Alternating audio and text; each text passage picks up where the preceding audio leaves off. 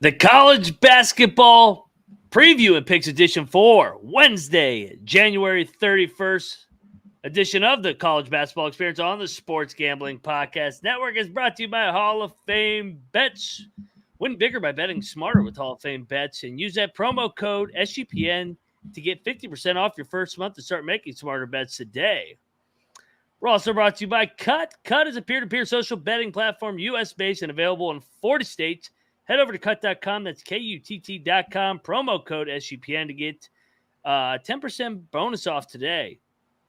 Also, get on over there to the SGPN merch store.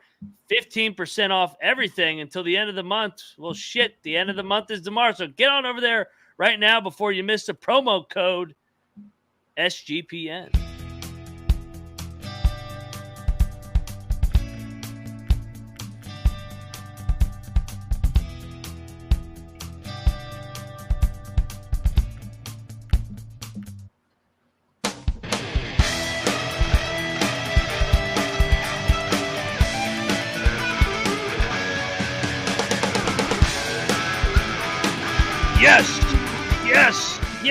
Yes. Woo!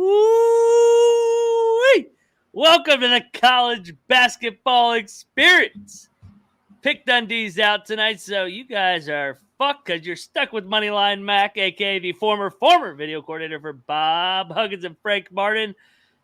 Well, tonight was something. I'm sitting fucking currently at 10-10. I might as well just take the night off. I got 2 games pending. Gonzaga minus 15.5. They are putting it on Loyola right now.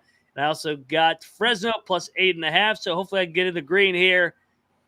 So we'll see what happens. But you guys know. You guys see the other guy on the screen, youtube.com/the college experience.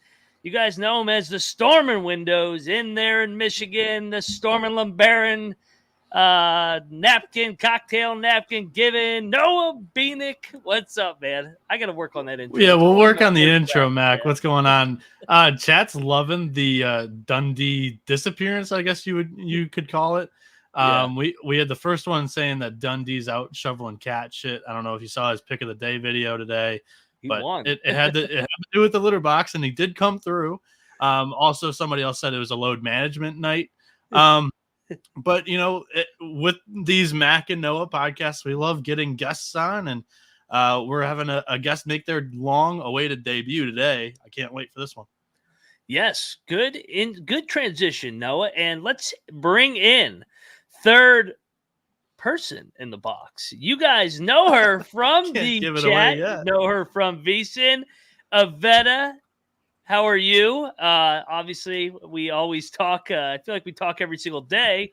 But now that you're on the show, how the hell are you? And welcome to the college experience. Thanks, Mac. I'm doing great. Thank you guys so much for having me. I'm beyond thrilled to be here. I'm so excited about this show. We've got an awesome 44-game slate. And it'll be fun to be on this side of the glass for tonight. So, Ivetta, do us a favor real quick, too. I always think it's best from the guests, especially me growing up with a tough last name to pronounce. How do you pronounce your last name that way? I mean, just the chat, we know how in the future as well. It's pronounced Abramyan. Okay.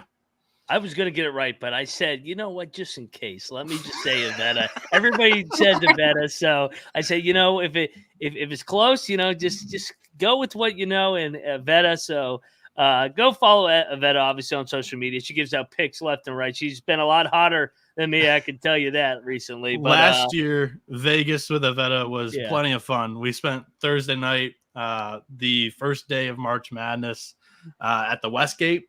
We'll be doing it again. Ivetta, I don't know if you'll be out there in Vegas. I don't want to put words in your mouth, but we'll have one of the same booths in the Westgate, in the Superbook area, the theater. But that was plenty of fun last year, and we couldn't wait to get you on.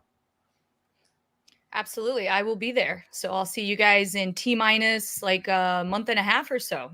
Awesome. And then I still have leftover drink tickets from that trip. So I can't wait to just abuse it. A fucking year. Fucking cocktail napkin. They're definitely going to be a different design, but who cares? No, you can trade them in. You can trade. Just Just give me your stack. I got you. Don't worry about it. We'll get you traded. Trade those in for a fucking new window, no, Bieniek. Real quick before we dive into the recap, and there was plenty to recap on Tuesday night. For everybody watching on youtube.com/the college experience, Ivetta, show everybody what shirt and hat you're repping tonight. I think it's very important that the audience knows where your allegiance lies. Yep, that is that's West by God, Virginia. They may or may not be on the slate tomorrow. So, you guys thought you thought you were getting out of some West Virginia propaganda. Not a fucking chance in the Hugs Bowl tomorrow night.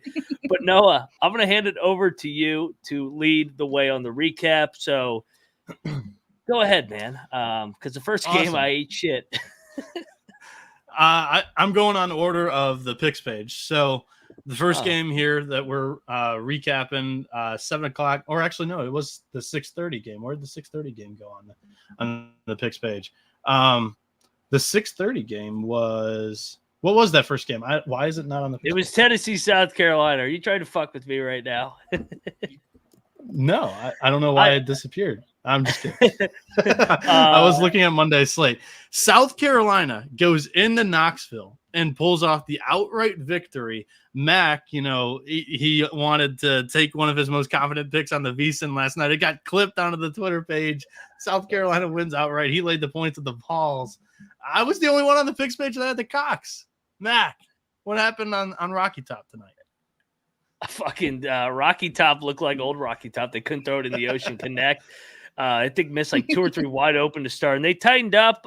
They did have a look ahead to Kentucky, but it's not about Rocky Top tonight. I think it's about South Carolina. I mean, 2 top 5-ish wins. I know Kentucky's now 10, I think. So 2 top 10 wins. They talked about how this was their first top 5 win since I think 1987. Well, no, they beat Kentucky last week. I don't know if they were top 5 though, because they were 4. This is the first one on the road. Oh, road win. Yeah, but yeah, no, they took it personal that they weren't ranked. I thought they should have been ranked. I know I'm the South Carolina hater, but I thought they should have been ranked. They beat Kentucky. They took care of business. I look forward to fading them. And by the way, it was not my number one pick. I know they put that on VSiN. Hoops Spears had set me up there. That would be the first game. So shout out to Hoops. So yeah, I look like a fucking jackass. I don't have the guns, shooting guns, but yeah, shit pick. Rocky Top never had a chance to cover this. I think they went up like 3, but no, never had a shot. Ivetta, your take on the Cox? Yeah, I mean, right out the gate, Mac, they started out hot. And I think it was something like, and then Tennessee came, it was like 7-5 or something like that. But but they came right out the gate, just, on an offensive mission. They just looked so good. And yeah, I think they have a little bit of a chip on their shoulder. And if people weren't talking about them before, they're definitely going to be talking about them now. No doubt. Yeah, Tennessee offense, historically struggles. They bring in Dalton Connect, even tonight, he had 31 points. They had no other offensive support for Connect. So interesting, stumble their toe here on the doorstep of Kentucky, like Mac mentioned. Also, who did a little bit of fell into the letdown spot, North Carolina. In Atlanta, they lose outright to Georgia Tech. Georgia Tech, you could have found them as a double-digit dog in some spots last night. This was a double lock between Mac and Colby. Mac, so you had the quick L in the 6:30 game. Yeah. You got it right back here. Talk about this game a little bit. Yeah, the North Carolina fans aren't tweeting at me as much now because I've been fading them lately. I think they haven't covered 3 out of the last 4. I mean, and I think I tweeted it. You're not going to play your best basketball nobody plays their best basketball from November to March. You got to weather the storm for the 5, 6, 7 game stretch when you don't and get to the end. And then hopefully you're playing your best come March. Carolina probably was looking ahead, but they also were due. I mean, they could have lost at BC. They could have lost at Florida State. I know, Ivetta, you were at that game, right? Which one? The Florida State Carolina game on Saturday. No, I didn't go to that one. You did, but I mean, yeah. So for those that don't know, Ivetta is a Florida State grad, so she's a diehard Seminole. So I just assumed you were there. But it's Florida State was in there the whole way. So Carolina, back-to-back road spot, Duke on deck. They're going to be fine. I mean, they're still going to be a Sweet 16, fringe Final Four team, but they're not going to run the fucking table. Nobody runs the table anymore in college basketball. So shout out to Georgia Tech, though. They beat Duke in Atlanta. Then they beat Carolina. So, yeah, at least I got to split the two top 5 teams going down, I guess, break even. Ivetta, what side were you on in this matchup, and do you have any takeaways from it? On the UNC Georgia Tech game, I had North Carolina, but I took them live once I saw that they were struggling. So I didn't have a dog in the fight initially, but yeah, it's really interesting. And I just want to touch on, Georgia Tech is one of those sneaky teams. We saw even back when, remember when they played Nevada back in I think in the Maui. Yeah.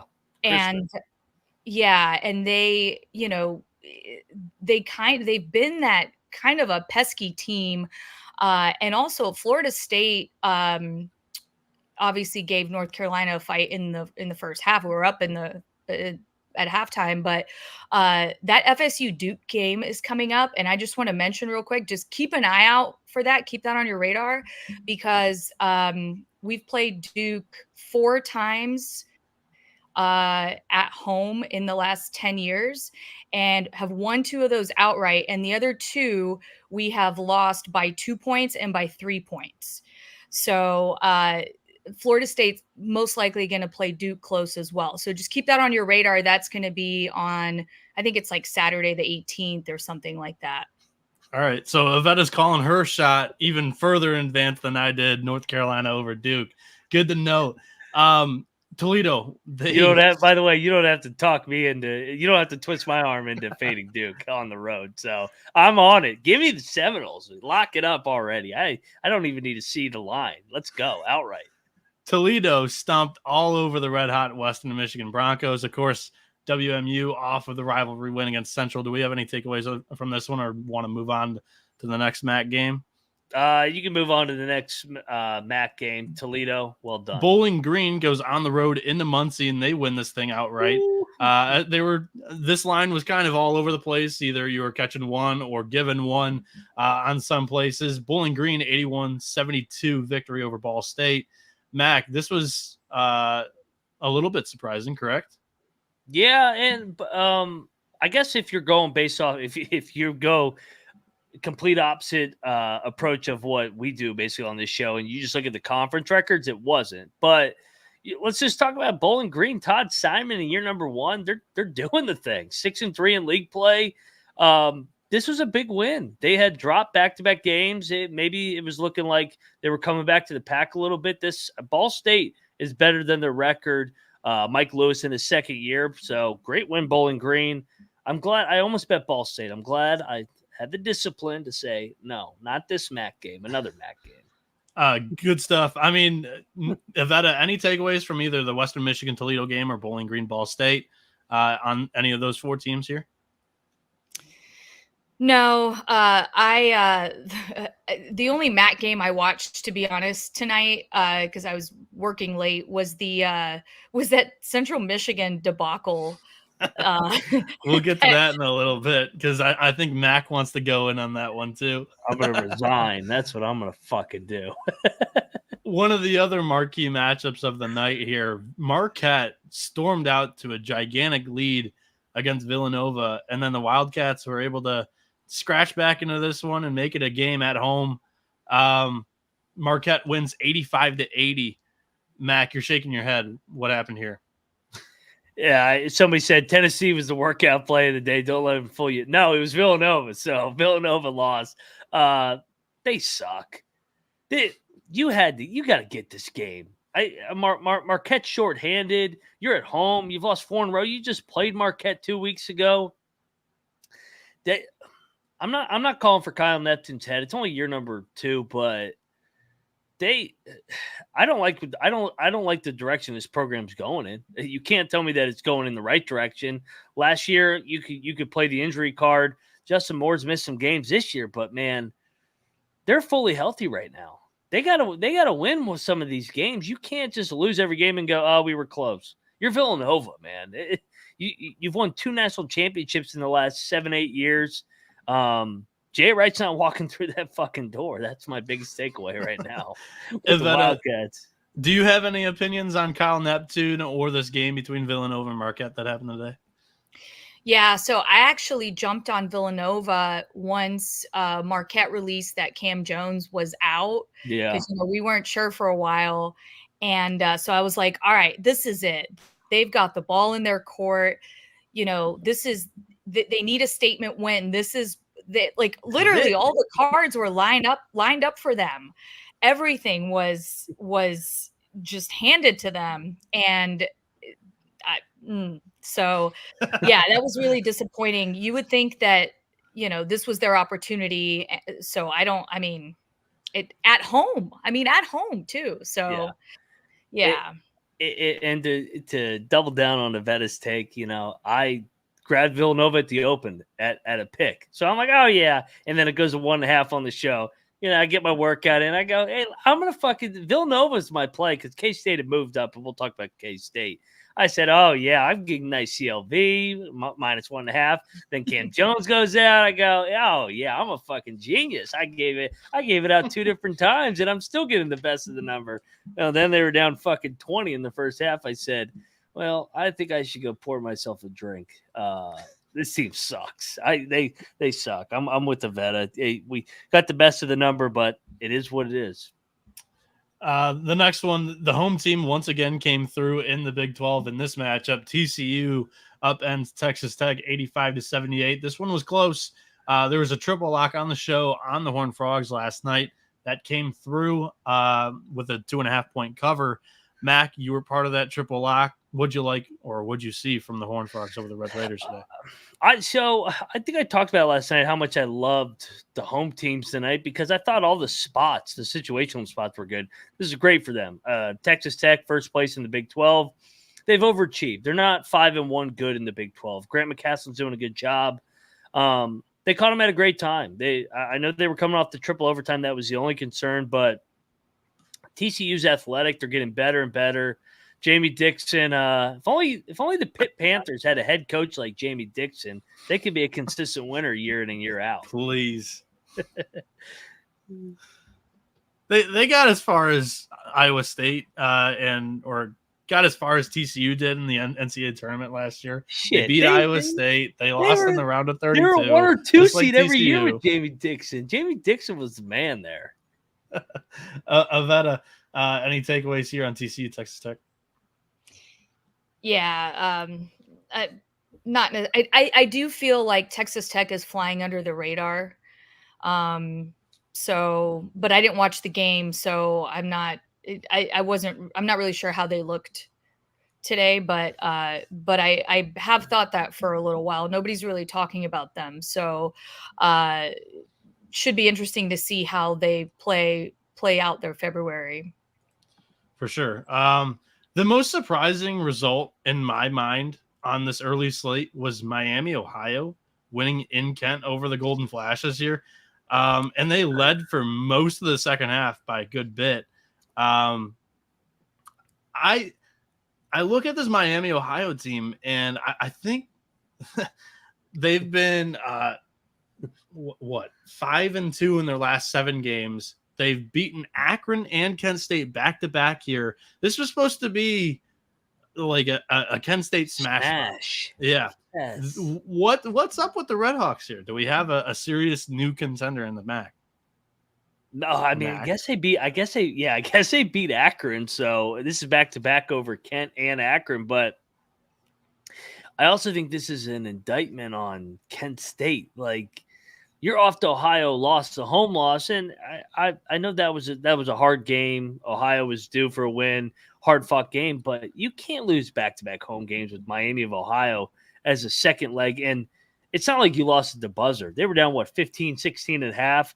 This in Tennessee. This is when I just started. I said, put my Colby impression on. Just sometimes best to fucking forget it and move on to the next day. So Ivetta, the Kent State, they have 6 losses in conference. Honestly, most to good teams: Toledo, Ohio, Akron, Miami, Ohio, now Eastern Michigan and Central Michigan have both jumped up and bit some teams. Is this maybe a team to buy low on here coming up? They've got Buffalo, Western Michigan, a return game against Troy in the Sun Belt MAC conference matchups that they just rescheduled. Then they get Northern Illinois right after that. The 4-game stretch here seems doable. Yeah, Noah, you read my mind. I've been thinking that for a little while now. Well, obviously, the MAC is down this year, or is so far the MAC is down. So, that bar is set pretty low. So when you've got teams like Miami, Ohio, coming in looking really impressive here, there's really not, it's tough. It's tough to find a good MAC team these days. But Kent State is so just fundamentally, they're coached well. I think they're going to find their groove. And like you said, this stretch of games here that they have coming up, I think is a good opportunity for them to kind of get some momentum. Because like you said, they haven't really lost. They've just, and they've played a decent schedule. Like their non-con was pretty good. So so I do think that this is probably a good buy low spot on them. Yeah, I mean, when we're talking steady hand in the MAC, I look no further than Todd Kowalczyk. We talked about the Rockets' victory today, a couple of MAC championships. He just hasn't been able to get the tournament championship. This might be the year for those Rockets. Mac, do you want to hit an ad before we continue here? Yes, and by the way, I thought tonight was the buy low spot for Kent, so it worked out well for me. I do agree, though. I still like Kent. I'm obviously bitter that they fucking lost, but you know what? If you're bitter, you got to get over it and get over to Underdog Fantasy because you can play alongside your fantasy players all season long. NFL, NBA, NHL, college hoops, college football. Simply pick higher or lower on fantasy stats and cash in. Win 100 times with some spicy plays. Noah, Bieniek. What do we got here cooking on the Underdog card for Wednesday, January 31st? The Wednesday slate was a little slow getting out, so there currently wasn't any games for me to pick or handicap before the show. So just got to check out the article, sportsgamblingpodcast.com. I've been writing daily articles besides the entire week that, I lost my internet due to thunder snow, Colby calls it, or I mentioned it at one point too, but so no pick tonight. Check out that article if you're looking forward to some Underdog Fantasy college basketball picks. You heard the man. Get on over there, make a little bit of cash over on Underdog's mobile website app and UnderdogFantasy.com. You see that code, freaking open up your eyes. TCESGPN, and Underdog will double your first deposit up to $100. TCESGPN, Underdog Fantasy. Awesome stuff. So, by the way, go ahead. Gonzaga's almost up 50. So this is going to be a lock battle win for me against Colby. I saw LePepe get the ball at the end of the shot clock, try to create, and he fucking airballed it by about fucking 10 feet. It looked like the Bills kicker against the Chiefs. So just a bit outside. Yeah, I'm sweating out Fresno.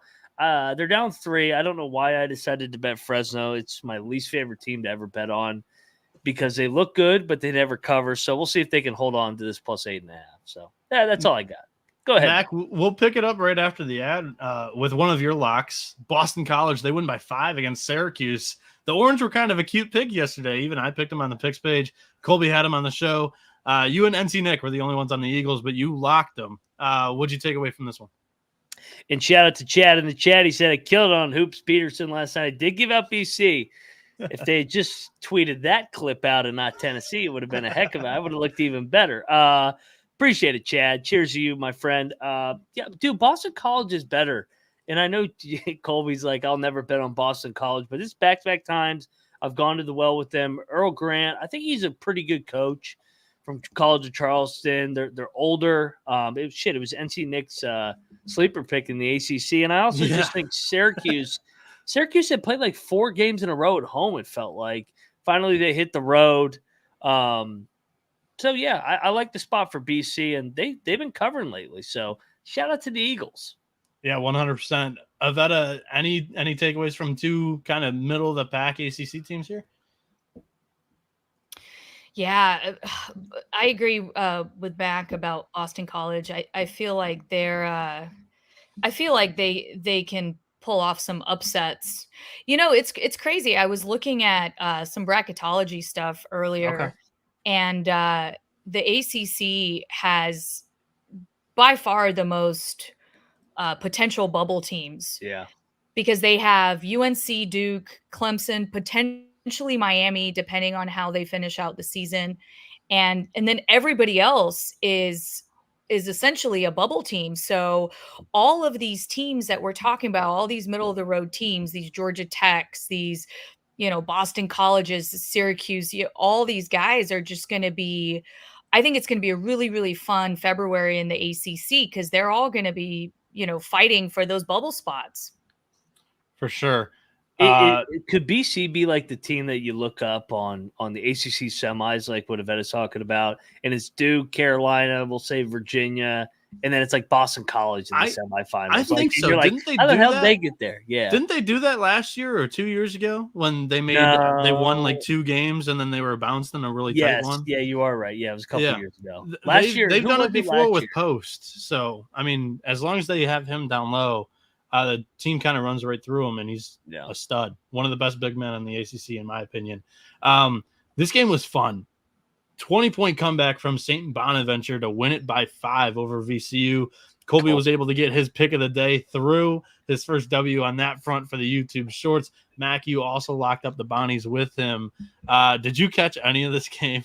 I watched the whole game. So obviously I got 9 TVs. This was over there. 9 quadrants or whatever. Yeah. Right?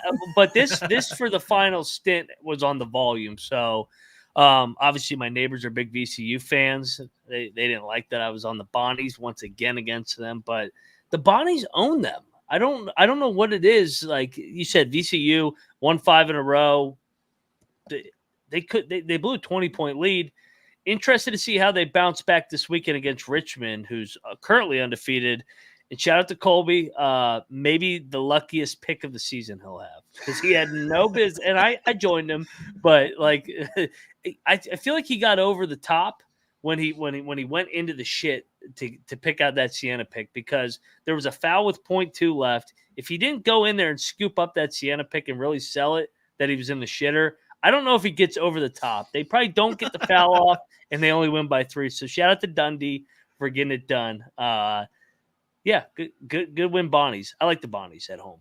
So Ivetta, currently VCU sits in tied for 4th in the A-10 with 3 losses in conference. Bonaventure has 4 losses in conference, and they have Dayton at UD Arena next. Your takeaways on these 2 teams, how their futures kind of look, because I think both of these teams coming into the season were on paper top 5 A-10 teams, and the A-10 looks like it's pretty deep this year, correct? Yeah, because then you've got UMass, you've got some of these like Duquesne, some of these teams who I think plays Chicago State tomorrow. So that'll be fun. Can't wait for that. But our boys, the world tour. Yeah, seriously. So St. Joe's, right? That St. John's Bonnies game the other day was that over the weekend.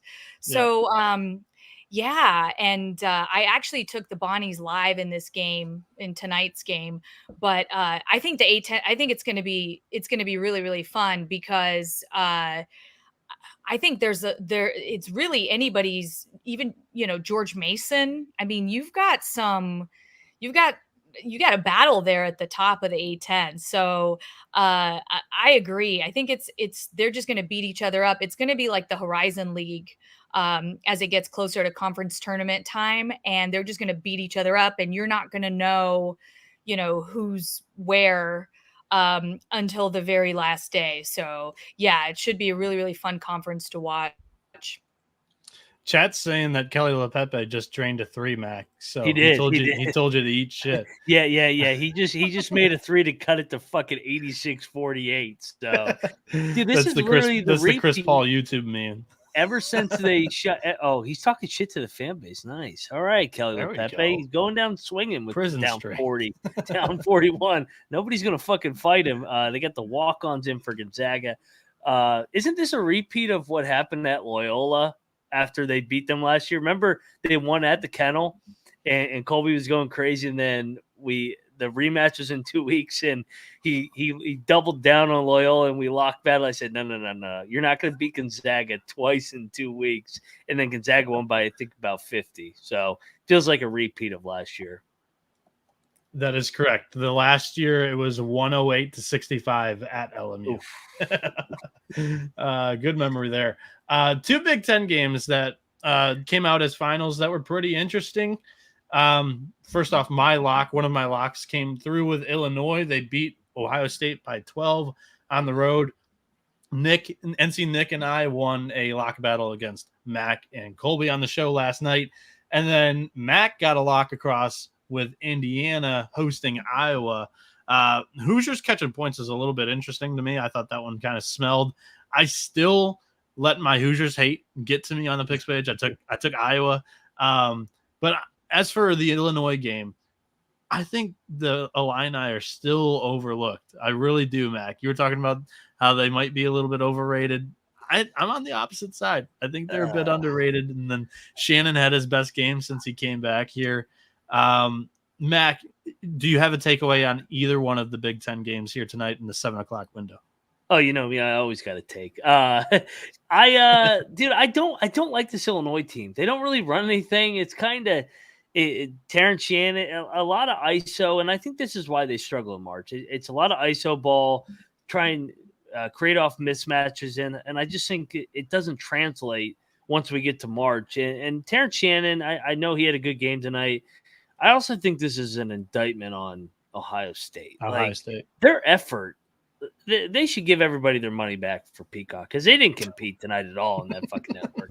That shit was they sat in a 1-3-1 zone the whole second half, didn't rebound out of it. I was like, man, fuck this team. So I put the game on mute after a while because I couldn't watch Ohio State anymore. They probably go ahead. No, I mean, I thought that they showed up in the first half. It was back and forth, but I didn't agree with Holtman going to the 1-3-1. I think if you're going to go down, man, go down man to man, go punch for punch. On the other side, Indiana ended up going off as a favorite, I think, by tip because they got the big fella back, Ware. So that was much needed for them. Yeah. They almost blew it, though. They're up 20, and they almost blew the game. My opinion on Illinois, I guess, is I just think they have a ton of positional length, except for Coleman at the 5. Yeah. He gives up size to most of the Big Ten teams. Other than that, I mean, you have a 6'6" point guard in Ty Rodgers. Terrence Shannon's also a big fella as a guard who likes to get downhill. And they play kind of at the same style that Penn State did last year, just with much better length. And I think it's able to set up really good mismatches. You talked about it, how they kind of just go ISO. I think it's instead of just having one Jalen Pickett, they have 4 Jalen Picketts, and then they're able to find the opening. So for me, I find the Illinois team interesting. Ivetta, Illinois beats Ohio State. Indiana beats Iowa. We'll cover both of the Big Ten games here. What was your biggest takeaway from those 2 games? The Illinois, I thought that was going to be a much closer game than it was.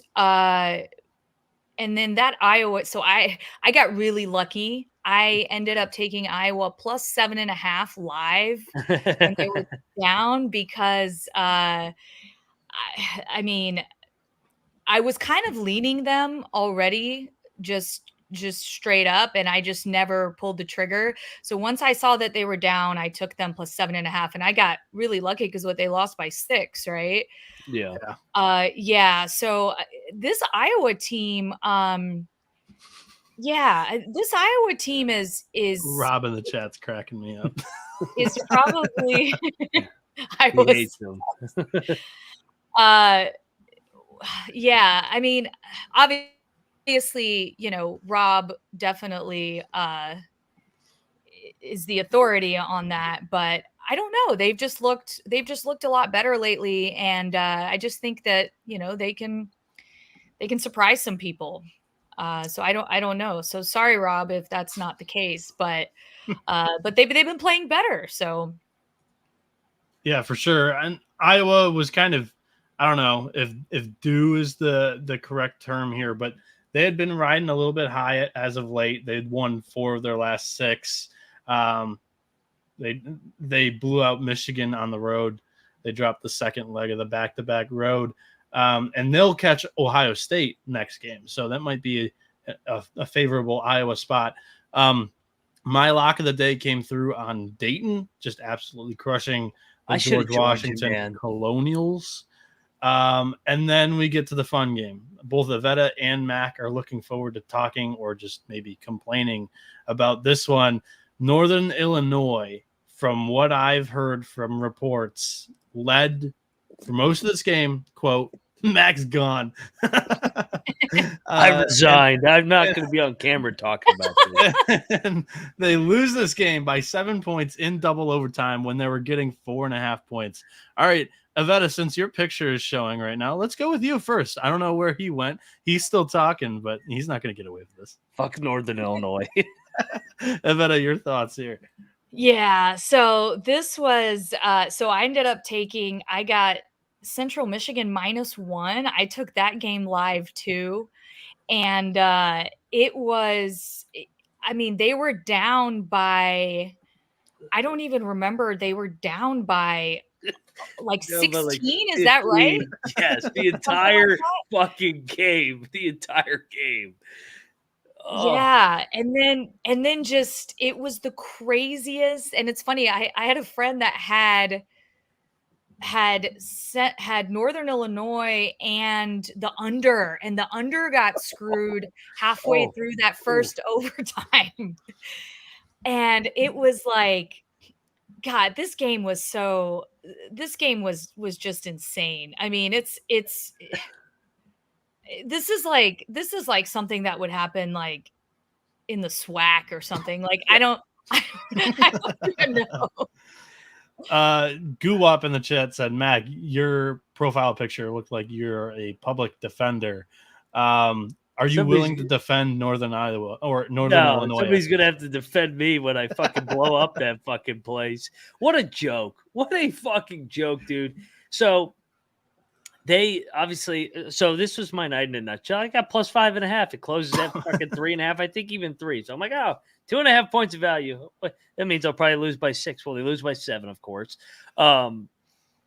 They had a 15-point lead, like Ivetta was saying. They led by double digits the entire game. They had a free throw to win it in regulation. A free throw, not a 3-point shot, because that's it. A free throw, missed it. Then they had a free throw to win it in overtime, missed it. Central Michigan got the rebound. They fouled them. Central Michigan had a free throw to win it. So it's like, all right, Central Michigan will win by 1. I cover. No, they missed a free throw too. So the crazy shit that happened for Northern Illinois not to cover this game, outside of maybe Long Island blowing that 15.5-point spread to Albany when they had the lead with like 6 minutes left, 15.5 that is. This might have been the most painful game of the year for me. And I got so much shit for picking them. They're like, how can you pick Northern Illinois? I said, they're going to win the game. They're not going winless in the MAC. Nobody goes winless in the MAC. Everybody comes to the middle somewhat in the MAC. We see it in football, basketball every year, and it was a great spot. They fucking led by double digits the whole game and found a way to lose, and somehow in double overtime found a way not to cover. So if you had Central Michigan, cheers and go fuck yourself. We're going to breeze through the next 2 MAC games. Both favorites covered in blowouts. Ohio 91 over Buffalo 70, then Akron 77 over Eastern Michigan 46. We jump to a Missouri Valley Conference surprising score. Illinois State beats Murray State on the road 61-59.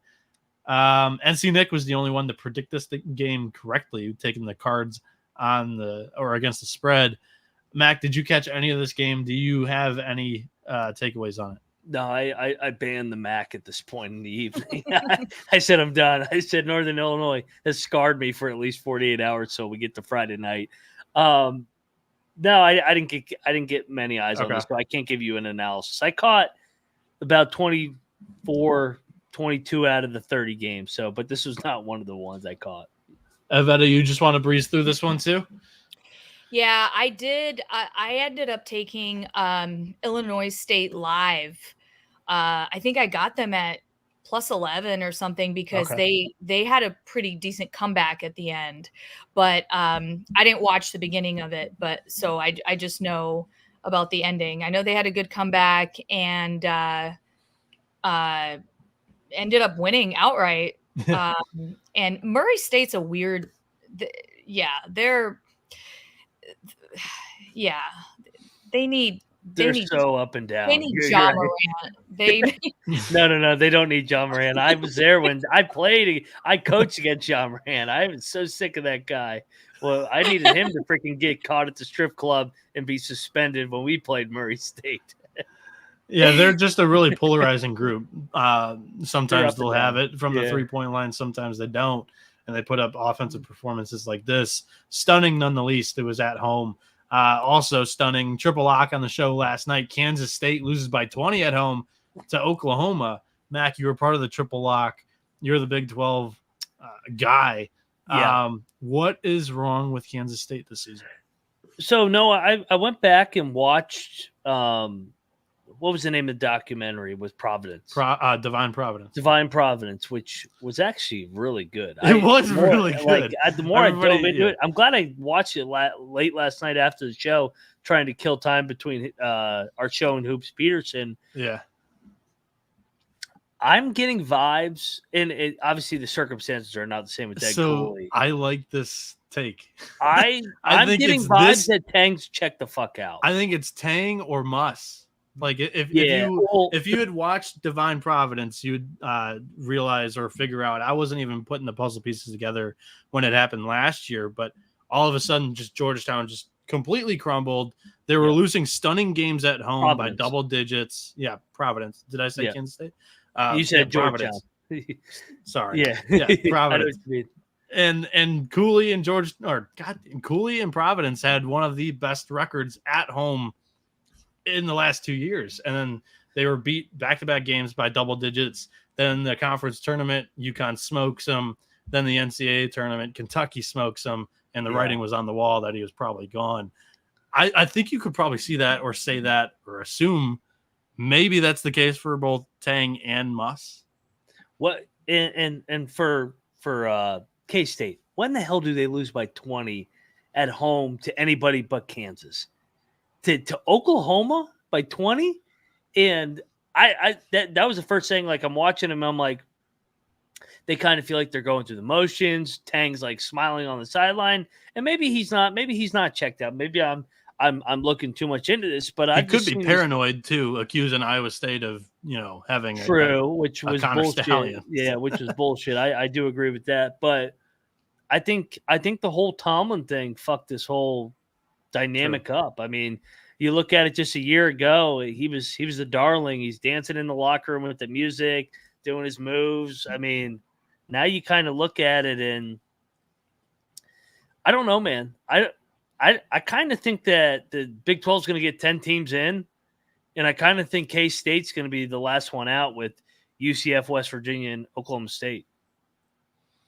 Ivetta, any takeaways? Did you watch? Did you catch all the steam on the Divine Providence documentary yesterday and today? Did you watch it? Do you have any opinions on that, or do you want to talk about the Oklahoma blowout on Kansas State? Any of it? All of it? Yeah, a little bit of both topics.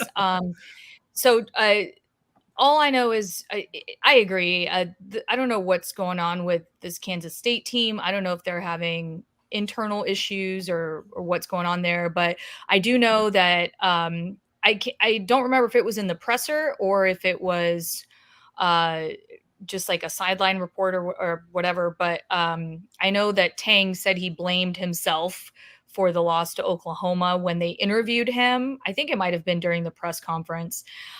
So yeah, so I don't know. Maybe we'll see a momentum shift here, but I was lucky to catch Divine Providence yesterday before he got taken down. Yeah.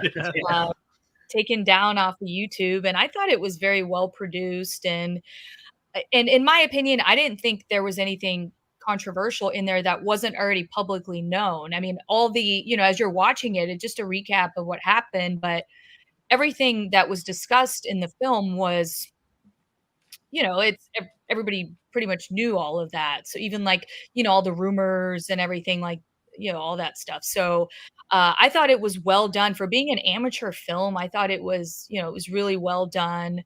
I've been following the drama. The drama.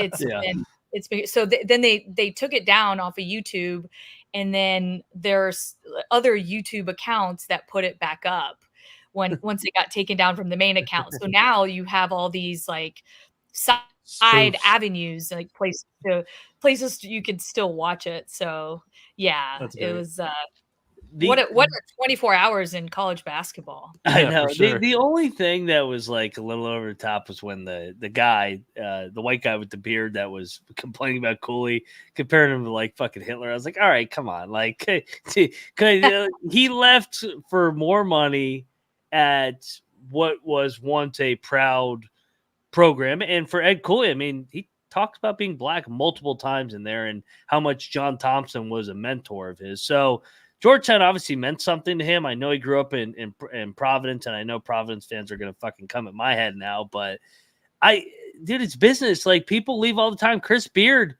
you never thought he was going to leave Texas Tech. He left for Texas for his other reasons. So, I mean, I wish he had stayed at Providence. I thought he was the man at Providence, but sometimes people make business decisions and life goes on. But I do love that Providence was chanting "fuck you, Ed Cooley" the entire game. I mean, that's what college is all about. College athletics is all about. So I see everybody's side, but I mean, a lot of people going a little bit over the top here.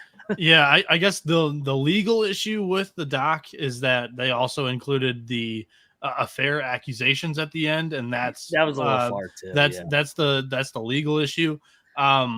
Goodman got all up in a hissy about trying to defend Fana. The only thing that I took away from the doc, because I'd watched it, I was ready to talk about it yesterday if Colby wanted to get in deep on it. John Fana mentioned in the interview, there was a little snippet that said Cooley was eyeing doing TV in the next 5 years anyway, if he didn't even take the Georgetown job. So I don't know if Cooley really wanted that one out there because they're good friends with him as well. That was just kind of my takeaway on the doc. Two other finals here that we'll get past real quick. Loyola Chicago 77-62 over St. Louis, and then Lindenwood beat SEMO 58-54. Then we get to the Egg Bowl on the hardwood. Ole Miss 86, Mississippi State 82. Mac and NC Nick locked up the Rebs on the show last night. Mac, did you watch this game? Yeah. I assume you did. Your thoughts on it? Yeah, this maybe had been the game of the night. I mean, I know we had South Carolina, Tennessee, and some other games, but this game was back and forth. Love Beard versus Jans. Great coaching matchup. I don't think anybody had 86-82 on their bingo card. I thought everybody thought this was going to be a rock fight, but both teams scored at a high level. And, as much as Ole Miss has the two big guys, they don't really play them that much. They've been going more small lately and kind of just go with their big guys, Cisse and Sharp, more situational. Beard's such a good coach. I know he had the dust up and how the shit ended at Texas with his girlfriend and all that. But one thing you can't deny, that guy can coach some basketball, and so can Jan. So can't wait for the rematch in Stark Vegas. Ivetta, your thoughts on the Egg Bowl and the hardwood? I did catch a little bit of it live. I thought it was a fun game to watch. It was a really fun. There were a lot of really, really fun, exciting games. And that was, the atmosphere was great and all that. So I did have Ole Miss here. I think I had them -1 or something like that. But Yeah, no, it was definitely I agree with you guys. It was a lot livelier than I expected it to be. I didn't expect it to be that high scoring. But yeah, so this was a tough one for me too to handicap because I kept, going back and forth, but yeah, so definitely one of the better games of the night for sure. And Ivetta, let me ask you this too, because I think you agree with me. Ole Miss is kind of hard to dive into because the computers hate them, but the computers hate them because they didn't have their team till about December 1, and then they've been good since they got their team. And they're really good at home, obviously. That place was fucking on fire tonight. Yeah, and I think they also may have a little chip on their shoulder because you know how everybody was talking about their schedule early on and Yeah. how they're undefeated because they haven't played anyone. So yeah, so I think yeah, now that they're more a complete team, I think that they've got a little bit of a chip on their shoulder. I feel like they feel like they have something to prove. And I mean, they've played well. They've had a great 3-game stretch there with Arkansas, Texas A&M, and then tonight. So yeah, it should be interesting. They've got Auburn on deck, so that should be interesting. Yeah, Mac, I don't know what you're talking about. Computers hating them. My computer, the cocktail napkins, absolutely loved them since the preseason. They go 13-0 in the non-conference. They did pick up that, like Ivetta mentioned, the road win at Texas A&M. I think really helps them on the resume. Yeah. At first, I was thinking, you know what, this is probably the Mississippi State of Chris Jans' first season, where they're really kind of bubbly on the edge. After a loss, they're probably out. After a win, you know what, they might sneak back in. I think that team might be a little bit better than that. But again, I think we're looking at like an Ole Miss 10 seed, 11 seed when it comes down to it at the end of the season. You were going to say something before I jumped in, Mac? Oh yeah, that don't forget the hospital should have beat them early in the year. Lost by 1. So but like Ivetta said, they didn't have a couple of players for that. I don't game. care. It's the hospital. The hospital didn't have their guys either. So, the hospital. Yeah, that's true. But stay tuned. The hospital is going to be the team in February. They're going to cover every fucking game. That's my once Dundee has his kid, it'll give us an excuse to take the hospital because the hospital brought joy. Whenever baby Dundee comes through. Then we jump to this one was closer than we thought. Mac locked it. Louisville loses only by 6 at Clemson. Do we have any takeaways on the Cards competitiveness in this game? Clemson possibly, just going through the motions. Dude, Clemson plays with their food in these big lines. They do. They should a lot, or they did lose at Georgia Tech. Yes, and they went up like I think 24 at one point, and I'm like, I feel like Louisville's going to get back in this, and they got the shit back to 2. I think. I think we went live right when they were finishing up that game, but I know they end up getting across. But man, Clemson's a weird team, man. I don't trust them. Yeah, I've kind of jumped off the wagon. It's a bit too late to jump off the wagon after I took them to win the ACC, but not as high as I once was on them in November, December. Ivetta, your opinions on this Clemson Tiger squad that seems to not be in full stride currently, or is Louisville looking a little bit better than they did last year? That's a good question, Noah. I agree with you guys. I think that Clemson does play with their food. So that Georgia Tech, I mean, I'll give them some credit, or I'll cut them some slack, I should say. That was a double OT loss. But like Max said, it shouldn't have gotten to that point. And it was at home too, wasn't it? Yeah, that was a home. Yeah, it was at home. So, I mean, I don't know. I also kind of don't trust them. They've been kind of, I feel like they took their foot off the gas a little bit from where they were a little earlier in the season. Yep. Yeah. And go ahead. I said, maybe I feel like all the hype coming into the ACC kind of got to them, that they were the sleeper team in the ACC. Unfortunately for them, they're going to be on the bubble again. And last year was Heartbreak City for them. And some of these games that they've kind of dropped, I mean, the Georgia Tech game, like we're talking about, that you can't drop that game. When you're a bubble team, you can't drop a game to Georgia Tech at home. You can't drop. They don't have game. the bad losses that they did last year. I remember they lost to a couple of they had a couple of quad 4 losses last year, and that's what really dropped them like a rock. But yeah, they'll be on the bubble again. Dustin Weeza in the chat says if the Hospital wins at home, it'll be a court sprinkle, not a storm. There's only 10 people. Do you want to touch on the Jayhawks just obliterating the Cowboys here, 83-54? I actually was on the wrong side. I thought Kansas would go through the motions and get ready for Houston. Kansas is going to beat Houston on Saturday. Game's at the Fog. Please. I know everybody's going to fall in love with the Houston advanced metrics. They're not going to win at the Fog on Saturday. It might be my biggest bet of the year. Give me the Jayhawks. Let's go. It's what they do, man. It turned February all of a sudden, and they're going to beat Houston at the Fog. I look forward to lock battling many in this one. So Rock Chalk, they look to finally they didn't have Kevin McCullough tonight either. So I thought they played well at Iowa State. Iowa State just played out of their minds, I thought. So this is when Kansas turns it around. This is what Bill Self does for the last fucking 30 years. And if you want to bet against a guy that's got less losses in that building than Big 12 championships he's got, good luck to you Saturday. Shout out to one of the best names in the YouTube chat, Danny Dumbshit. He just tipped us 50 bones. We appreciate it, Danny. He goes, this is for Ivetta and Kid Colby 529. Ivetta, who do you think is, I mean, we're talking about Kansas, Houston here. Also, you can expand it throughout the Big 12. Best team, in your opinion, in the Big 12 up to this point? Who is who? That's a good question. I mean,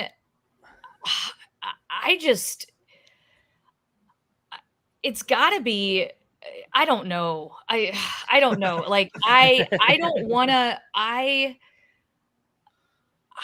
just still don't trust Houston on the road.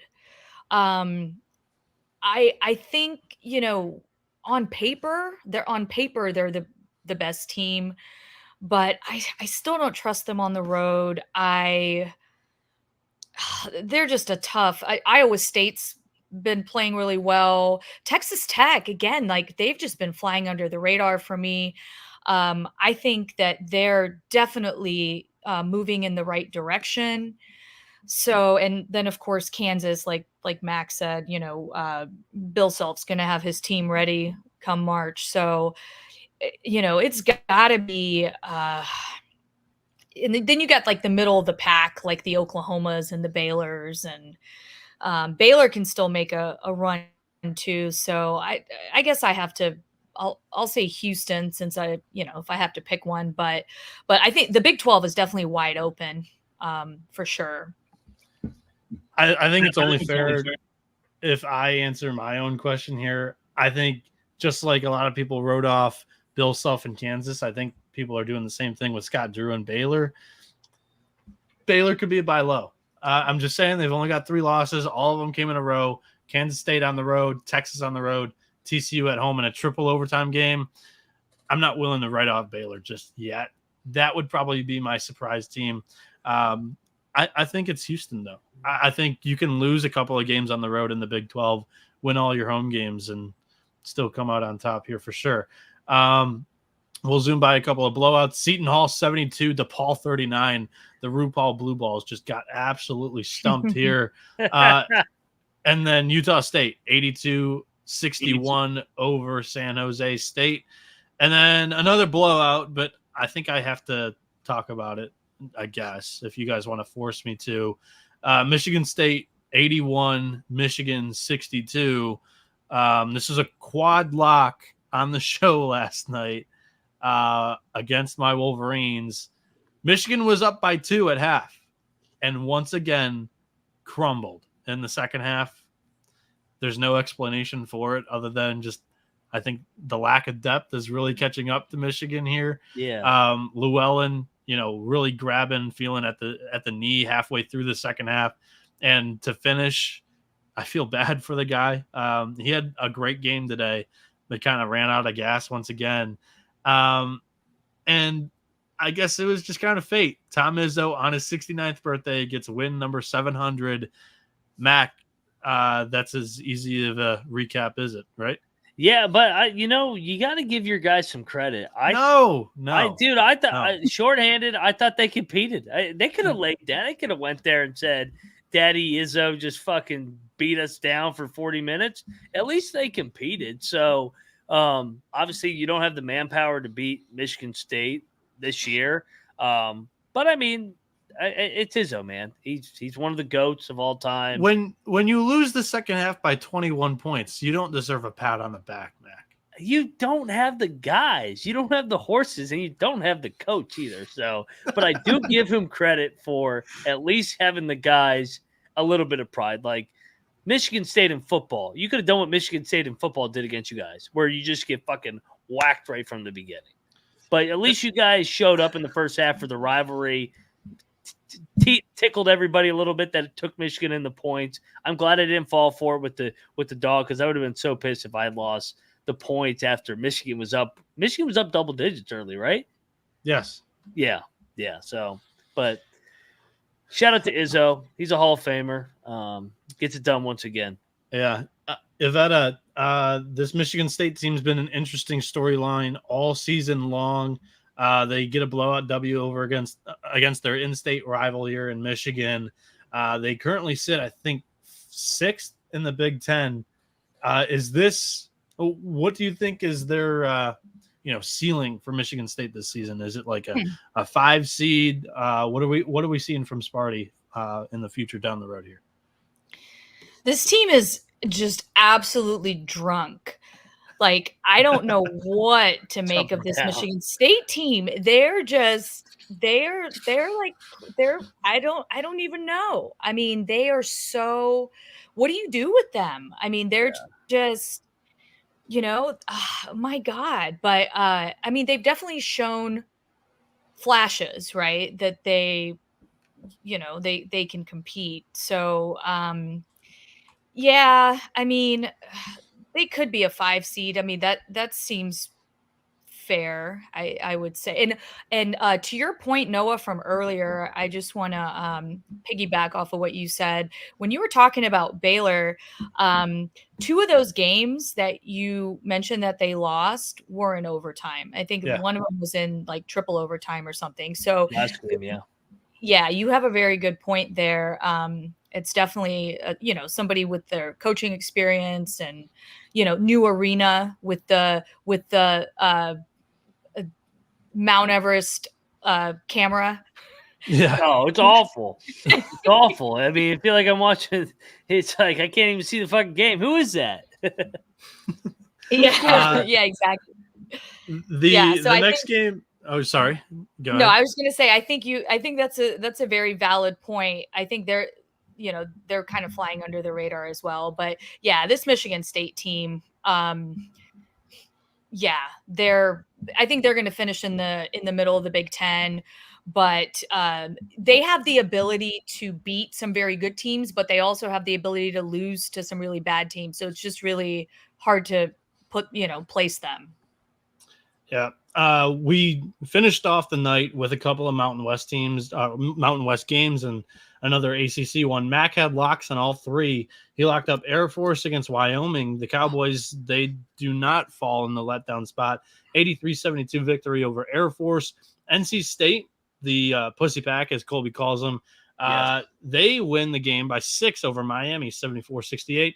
And then Colorado State, 79 over San Diego State. Any takeaways from the nightcap here? Mac, we'll start with you. Main thing, Colorado State. They needed that game like blood. They had not covered in 5 straight. They had lost 4 out of 5, but they were all on the road.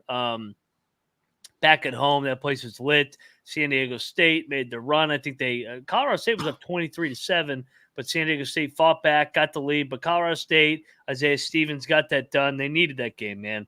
I should have gave that out as my workout play of the day. I'm kind of kicking myself I didn't, but hey, everybody's a better capper in hindsight. But Colorado State, man, they're good.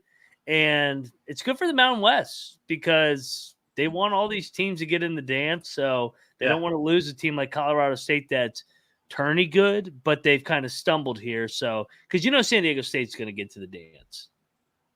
Yeah, Ivetta, San Diego State loses to Colorado State, NC State over Miami, Wyoming over Air Force. Any thoughts to cap the recap? Yeah, I agree with Mac. Colorado State did what Villanova should have done earlier. Yes. This was their get right spot, and they understood the assignment. Because they've had a little bit of a slump. This was a fantastic win for them over San Diego State. That Nevada loss looks kind of bad after Nevada got dismantled by was it New Mexico the other day, or then they lost to Wyoming in overtime. And San Diego State, they've played a few tough teams, but they've got the recent losses to New Mexico, Boise, and now Colorado State. So I think that's a fantastic win for Colorado State there. And they, speaking of New Mexico, they're on fire. At the pit. Yeah. They are on absolute fire. So that's really the only game. What were the other? NC State over Miami or Wyoming over Air Force. The Miami, that was surprising because I thought Miami started clawing back there towards the end, but then they didn't make it. So I didn't watch the ending of that. I was just kind of score watching there. So so that's an interesting team too, because is Miami a semifinal team from last year? Are they going to end up as a bubble team? I mean, that's what it looks like. Yeah. Hasn't been talked as much about North Carolina previously last year. Of course, UNC preseason number 1, but also I think Miami was a preseason top 10 team this season too. Mm-hmm. And now they're projected to be somewhat bubbly. Mac, you were going to say something too? Yeah, I was going to say, Ivetta watches more Miami. They're not good, man. I watched that NC State game. That was like a wreck game out there. Nobody played any defense. I don't think either of those two teams are any good. It was like pickup basketball. And we'll get to the nightcap here and how this thing just ended. Unbelievable. So a couple of games just going final as we're doing the show here. Fresno State loses to UNLV by 9, and Gonzaga 92-58 over Loyola Marymount. I think the one that we're all talking about here on the show, though, is UNLV Fresno State. This one was pretty close on the spread, eh, Mac? Yeah, the Fresno guy missed the layup. They were down, 8? He shot a layup and he missed it. And there's 3 seconds and the fucking idiot fouled. So down 8, foul. They miss 1 free throw and then they don't even shoot a half court shot. So gotta love it. Ends in an 11-11 night. Fitting for this beautiful evening. Ivetta, I'll give you a question here. Gonzaga, high, down on them this year, kind of neutral on the Zags. How are we feeling about Gonzaga? Are they the WCC favorite over St. Mary's?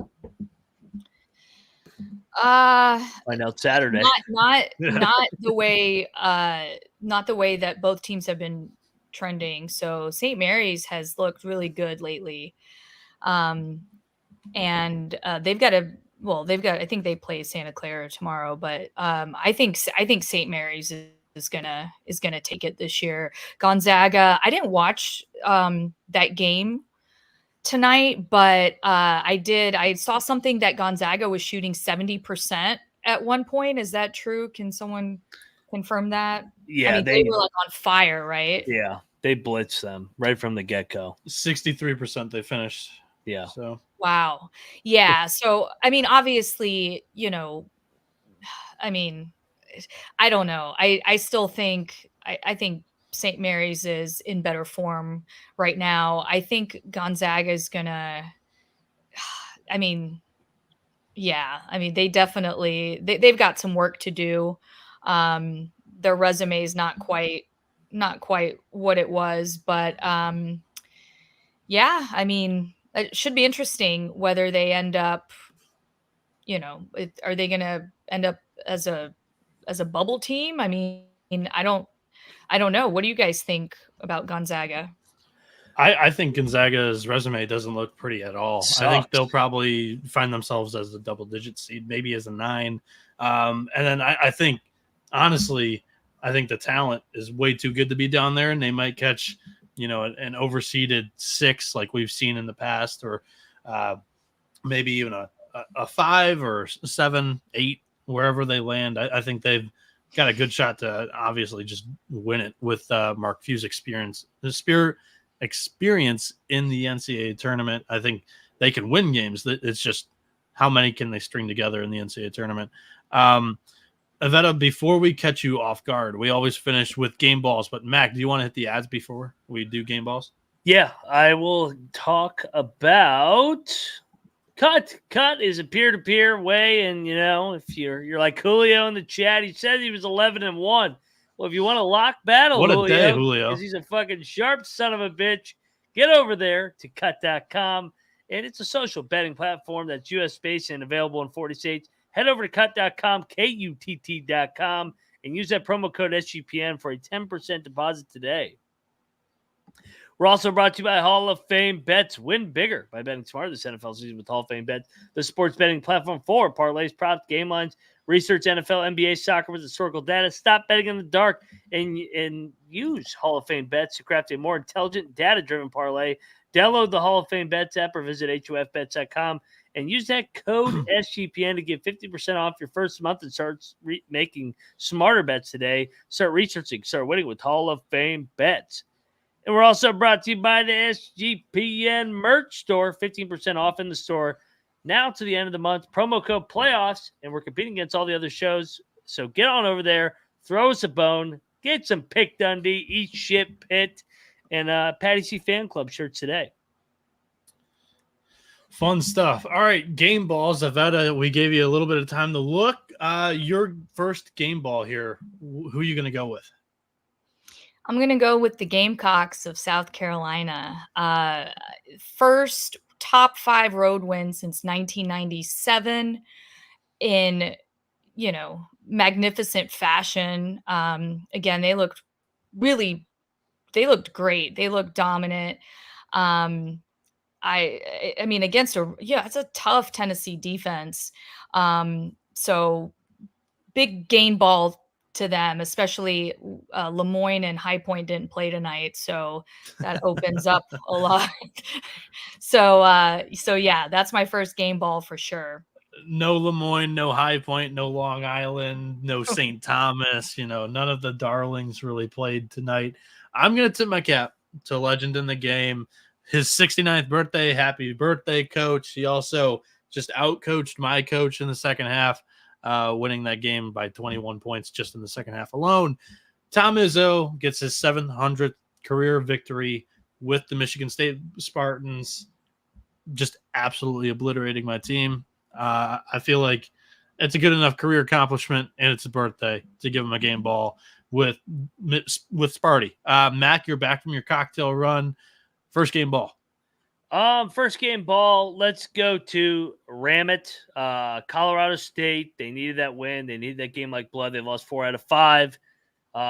Great. I mean, great win. So let's go. Ivetta, game ball number 2.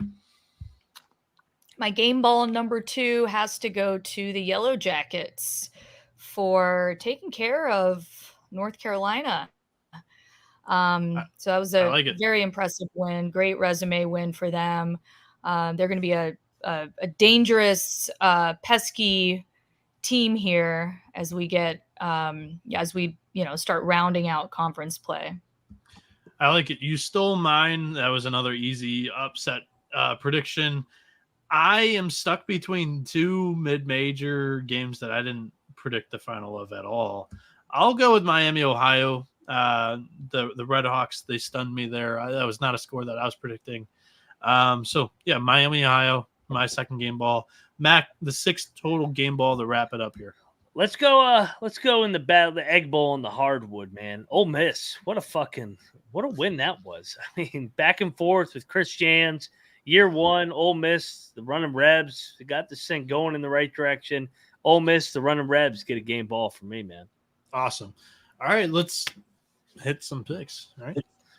Let's do it. All right, let's get over to pulling up the slate. Fun part. I know. The TMZ part. Yeah, I know Greensboro and VMI is the first game. Pulling up the odds right now.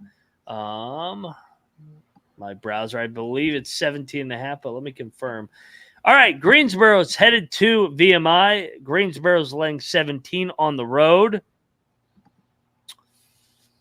So Greensboro is off that loss to Mercer, double digits. VMI has been pesky at home. I'll lay it, but I'm not going to bet this one. I'm looking at that Furman game on deck for Greensboro. I think you're able to get a double-digit win and still get a cover here. Greensboro kind of looks past VMI as well. I'm going to take the points with the Keydets. Ivetta? I agree 100%. I think it's just too many points. I think they win by like 13 or 14, something like that. All righty. So we are somewhat in agreement here. Let's go over to the SEC Network game, 6:30 Eastern. The Alabama Crimson Tide are going to the Stageman Coliseum in Athens, Georgia. Tide are laying 6.5. I'm on the Dogs, fringe lock, but I don't know, man. Bama's a hard team to read. Bama had a big week though last week. I mean, they beat Auburn at home, they beat LSU at home. Last time they hit the road, they lost to Tennessee by 20. I'll go Georgia just because they've been really good at home. I may lock this up. Noah? I'm going to go the other way just because I think the talent level is a big difference here with Alabama.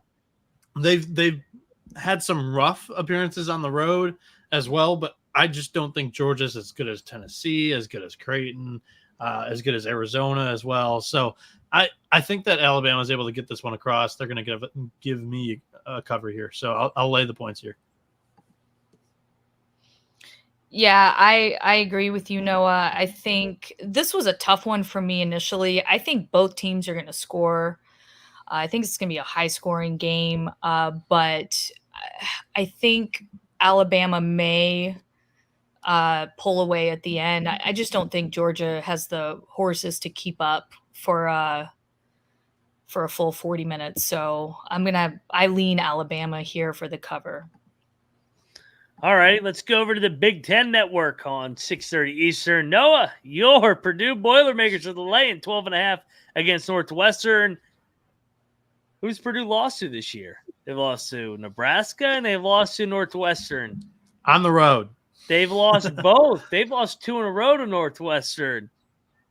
On the road. I know. This is a fucking smash spot. You're probably saying, oh, Northwestern's hot. They just beat Ohio State.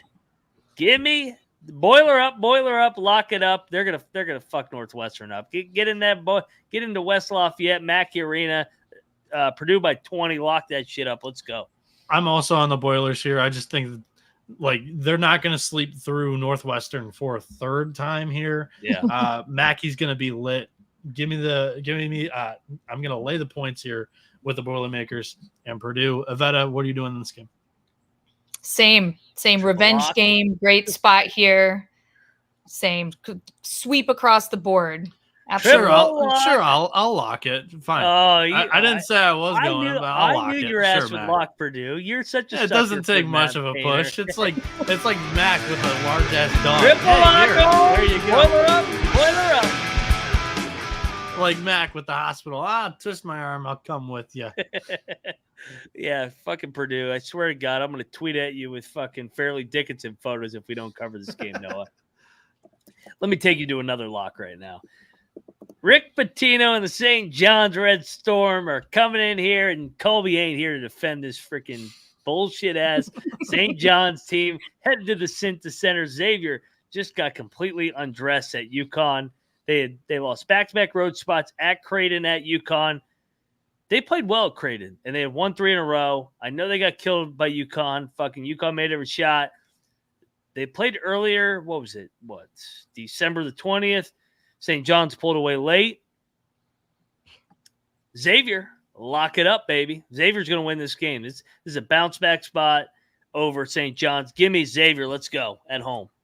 I'm not going to lock it up because I think it's going to be close. I honestly think this is a coin flip game, but I give the edge to the Cintas Center. It's a very hard building to win in. They haven't lost a Big East game in there in what feels like a couple of years. So give me the Musketeers. Ivetta, where are you going on this one? I agree. This one's tough. I also think it's a coin flip. It's at home. I like Xavier here with the home edge. I think Usman's only playing like 20 minutes per game.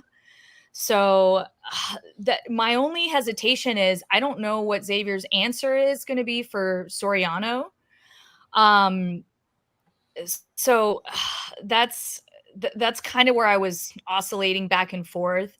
But aside from that disastrous UConn game, Xavier has looked a lot better offensively lately. It seems like maybe they're finding their groove, and I think this home court advantage, especially in an awesome atmosphere like that, I think that might, push it over the top. So yeah, I won't lock it up, but definitely lean Xavier here. Single lock. But riding solo. But I don't even have to ask fucking Colby. This is a lock battle. In one corner, you got Pick Dundee on that freaking fraud ass non-top 4 St. John's team. I do like his soundboard. His soundboard's better than yours, man. I do like this soundboard right here, though. I like this little rock and roll, baby. In the other corner, you got the Cintas Center. This place gonna be on fucking fire. Skyline Chili, Xavier, Sean Miller, outright. Let's go. Play the one. Fuck this St. John shit. All right, I'm fucking driving pilot here tonight, fellas. All right, next game, A10. This is a good game. I'm looking forward to this one. We got George Mason headed to St. Joe's. You look at the standings. Mason sitting at 4-3, winners of back-to-back. St. Joe's, they've been rolling 3 out of 4.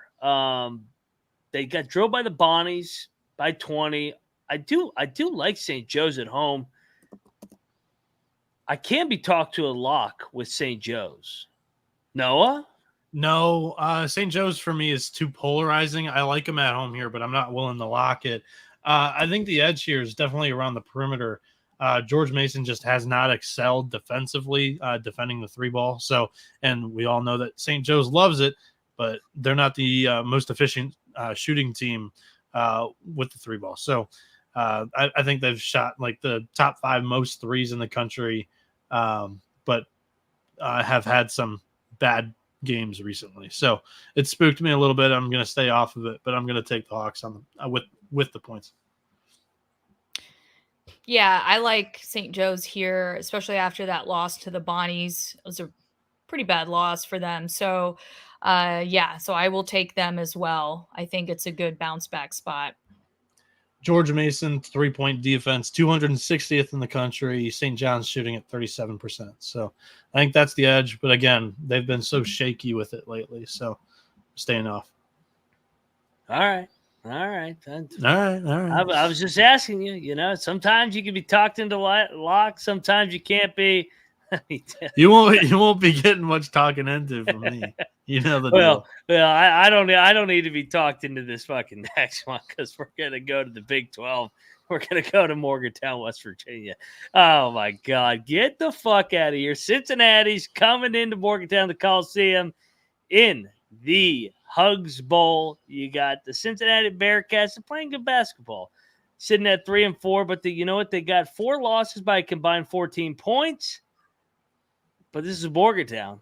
This is an old Big East rivalry back in the Big 12. Looking forward to playing these guys twice a year. This is good for college basketball.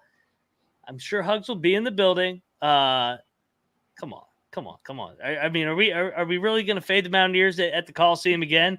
Did we not learn our lesson with Kansas going in there, with Texas going in there?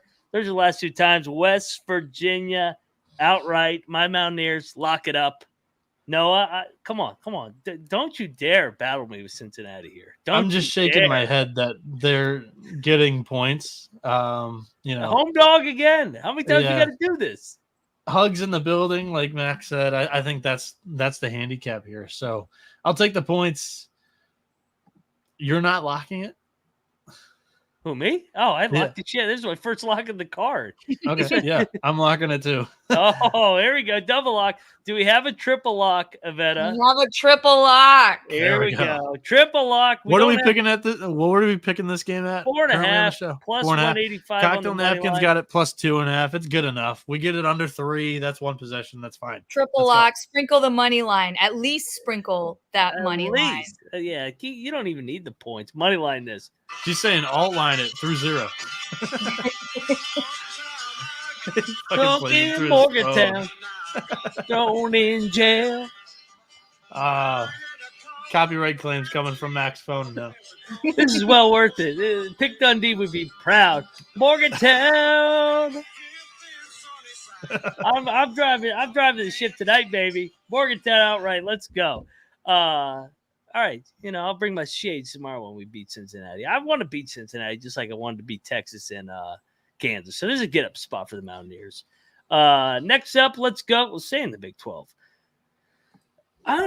This is an interesting game. Baylor's lost 3 in a row off the triple overtime loss. UCF, they've been good at home, man.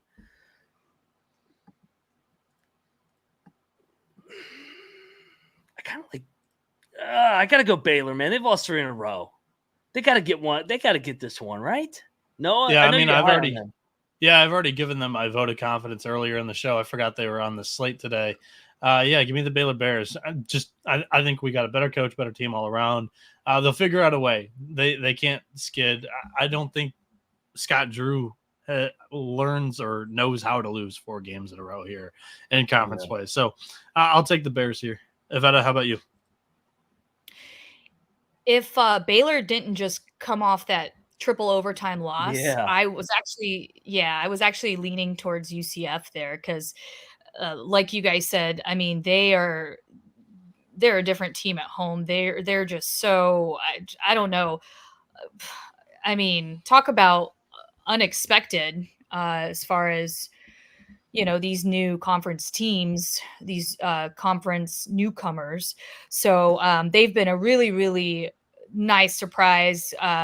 But yeah, Baylor coming off that two overtime losses in their last 3 games. I think they'll find a way. Like you said, even if UCF outplays them, they'll find a way to win this game. I think no. Did you lock Baylor? No, I did not. I'm gonna lock Baylor, man. Baylor's not gonna lose 4 in a row at the bounce house. That's how I'm feeling. But I mean, UCF, they beat Kansas there. They can jump up. Can they win? Can they win again against Baylor, a desperate Baylor team? Still a proud program. They find a way. Big 12, former Big 12 versus new Big 12. I'm locking it up. Is anybody else? No. I'm not. No. All right. I'm riding solo. So solo music right here. Well, riding solo. Riding solo. I'm taking the Baylor Bears. I thought there was some more music here. That's fucking shitty. Quit playing the hotel music and get on with it. Let me take you to elevator. Well, hey, and I'm not just saying this because this guy's not here. I'm gonna take you to another fucking lock. And we're going to go to Greenville. I know where you're going. We're going to go to Greenville, fucking North Carolina here, where you got South Florida riding in the high 6-1 in league play. Going to ECU. ECU, they're middle of the pack team, but, ECU's laying a point. ECU's laying a point. They are telling you East Carolina's going to win this basketball game. It's up to 2 now. South Florida's been a great story. Abdur Rahim, but East Carolina is going to win this game. East Carolina is a lock for me because we believe in the Pirates. Noah, what are you doing? Dude, I'm actually right there with you. I think this line smells cocktail napkin spit out of -4, and immediately I'm like, okay, this one's probably the side here. If the odds makers think it is, if my cocktail napkin's on it as well, I'm singing "We Believe" as well for Colby without the song. Ivetta, are you coming with us? I'm coming with you guys. It's I think this is going to be a fantastic game. It's going to be a great game. Again, USF is they're hot. They're riding that win streak. But yeah, at home, I believe. Let's do it. Triple lock. All right. Mac, I don't even think you need to play the music here. We're just gonna announce in the spirit of ECU. He is pulling it up from his phone. We believe. We're just gonna announce a new shirt on the website here today. Boom. Whoa. Right here. We're announcing it live on stream an hour, 30 minutes in. This is a new design that Jake Paquin just worked on for us in the store. You can buy it on sgpn.store. It's a saxophone with music notes coming out of it saying "We Believe." I think this one's going to be a big-time seller. That's the biggest hit from Colby's soundboard. In honor of Colby not being here today, he's picking up Mama, soon-to-be Grandma Dundee from the airport, and that's why he's missing tonight's show. So we're going to announce the T-shirt for him. You got one more day with the discount playoffs, 15% off before the month ends. This shirt, you can currently get it there. So shout out East Carolina. That is an awesome shirt. God, that is an awesome shirt. Wow. Yeah. I will be, I want one in every color. I think I'm getting one in the white or maybe the yellow. I've already got a purple pick Dundee one. Shout out to Mac playing the tune. Hey, we don't have the Morgantown music and the EC music because of soundboard, but you got to dig through the interwebs. So I love how Ivetta is working double duty too on the stream. know she's also impressive. Commenting and she's live on it. I got to stay true to who I am. I got to. Yeah. Oh man, this slate's fire. I fucking love this fire slate because you know what? We're gonna go to another lock, and I think a lot of people are gonna disagree with me here because we got the Richmond Spiders, as hot as anybody in America, winners of 10 in a row, 15-5, 7-0 in league play. They got to go to the Bronx. They got VCU on deck. Sandwich spot off the Dayton game. I was on Richmond on Saturday against Dayton. Fordham's good at home, man. Fordham, lock it up, ram it, man. I'm ramming it here. This is the typical letdown spot, look ahead spot, and Fordham's athleticism. I think they give that Princeton Richmond some issues. Give me Fordham here. Lock it up. I'm going to go the other way. I'm going to lay the points with Richmond. I think they've got something good here going. And I'm not going to lock it because of the fear of the letdown spot. But I think the Spiders have a special group here. So I'm going with Richmond. Ivetta, how about you? I am also going with Richmond. I really like this Richmond team. I was fortunate enough to see them play live, and they are, I had them in that Dayton game. So I really like this team. I think they're going to get it done. What's the number? 2.5. Oh yeah. I think they can cover that. Just win it by possession. Do you want a battle? No, I'm not locking it just because of the fear of the letdown. Battle? Quit trying to sell your used car shit. Ivetta, do you want a battle here? Let me see. Who do they have? They have VCU. Richmond's got VCU next. That's a big one as well. An inner city battle. That is a big one. Check Fordham real quick. Fordham's got St. Louis, then VCU. Oh yeah, this is Richmond's just they are coming off a big win. That was a big win against Dayton. Yeah, they stormed the court. Yeah, the neighbors. And they got VCU next. Yeah, do they have a little bit of a hangover? Richmond wins by 1.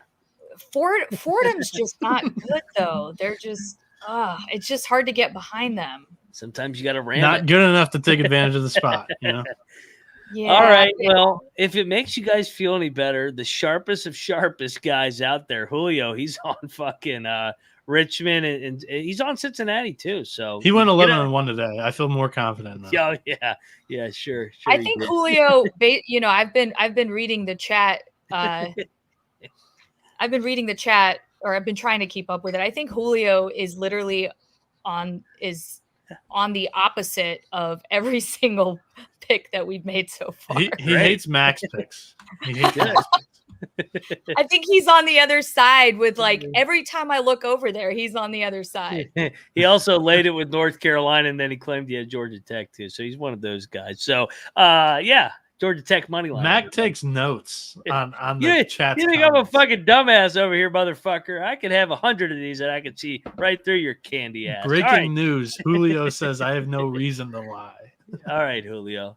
Go have it done, Julio. All right, here we go. Let's go to another gross game, man. I honestly don't have that good a feel, and this has been my team here. They finally came through for me. Wichita's going to Tulsa. Kind of a regional battle.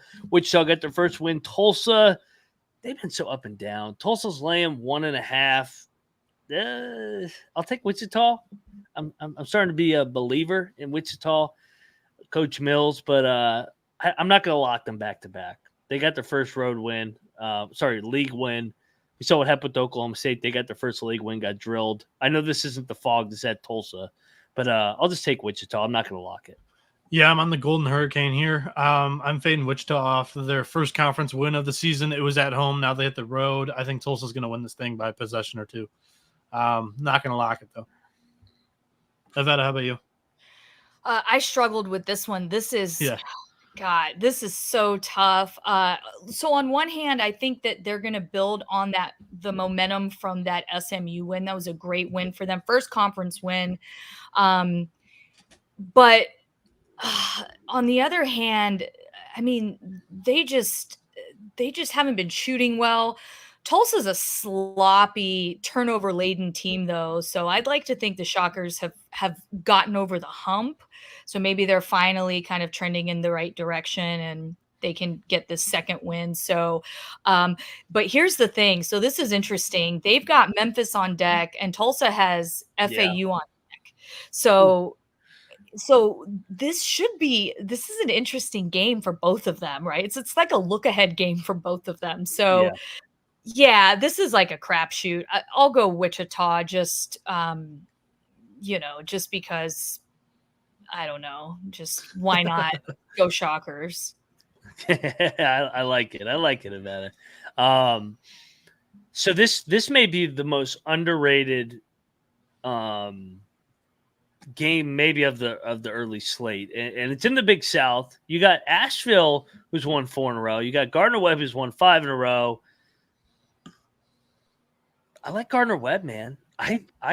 They're laying 3 at home against Asheville.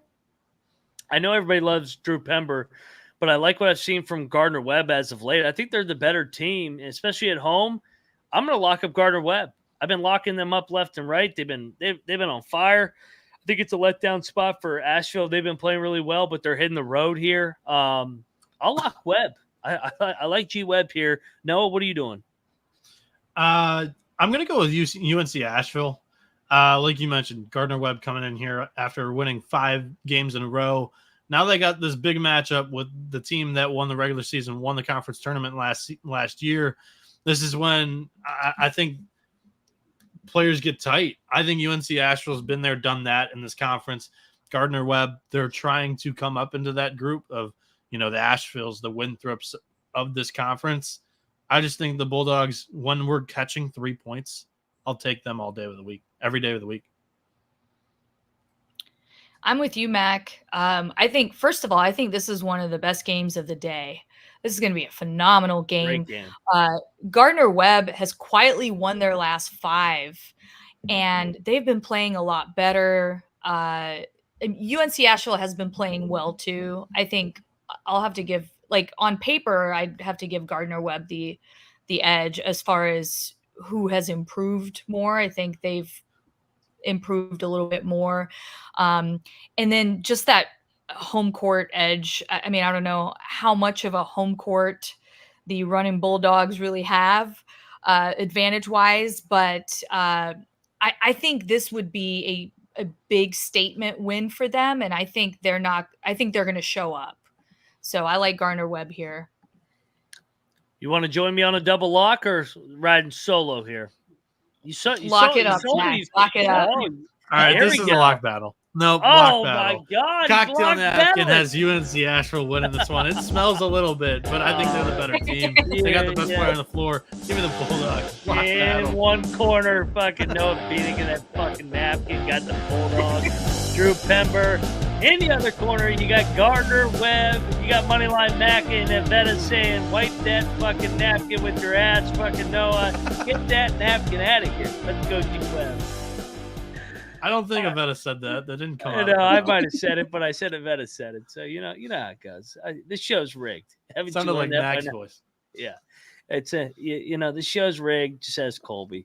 And one thing that's great about you, Ivetta, that I respect the hell out of, is you travel to all these games, and I know you've been to multiple games of the North Florida program. So they're taking on Lipscomb. This is a battle in the Atlantic Sun. North Florida's hot. They had won 5 in a row. They lost to Eastern Kentucky. On the other side, you got Lipscomb, who's also pretty good, 4-3. So you got a good game here in the state of Florida. I don't really have a good feel on this. I think both teams are pretty good, solid programs. I'll take Lipscomb just because I think they're a little bit better, but I don't have a strong feel. Noah? Give me the Ospreys. I think they're the hotter team right now. I like North Florida. There you go. Ivetta, how about you? I'm going to have to go North Florida also. I think this is going to be close, but they have been playing really well on the road. They're kind of a high variance team because, they're a 3-point shooting team. That's who they are. That's their identity. So obviously that's always risky because they could go cold at any moment. But they've been playing really well on the road. That's a really fun atmosphere. If you've never been to a UNF game, I always say they have an awesome, and I've seen quite a few ASUN teams. They have a really great atmosphere for an ASUN team. That arena has one of the best sound systems I've ever seen, not just for the ASUN, but just in general. I mean, that place gets fired up. So they're going to get up for this game. Lipscomb's a great team.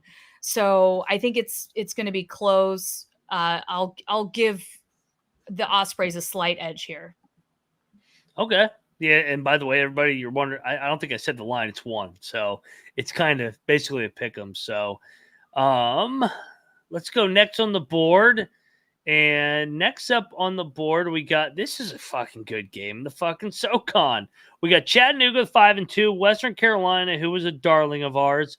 They're 4-3. They snapped their 3-game losing streak. Western Carolina at home is laying 4. I like Chattanooga, man, but I'm not locking this. I think Chattanooga is pretty good. I think it's a 1-possession game, so I'll take the points, but I'm not locking this. Noah? Give me the Catamounts. I like the home team here.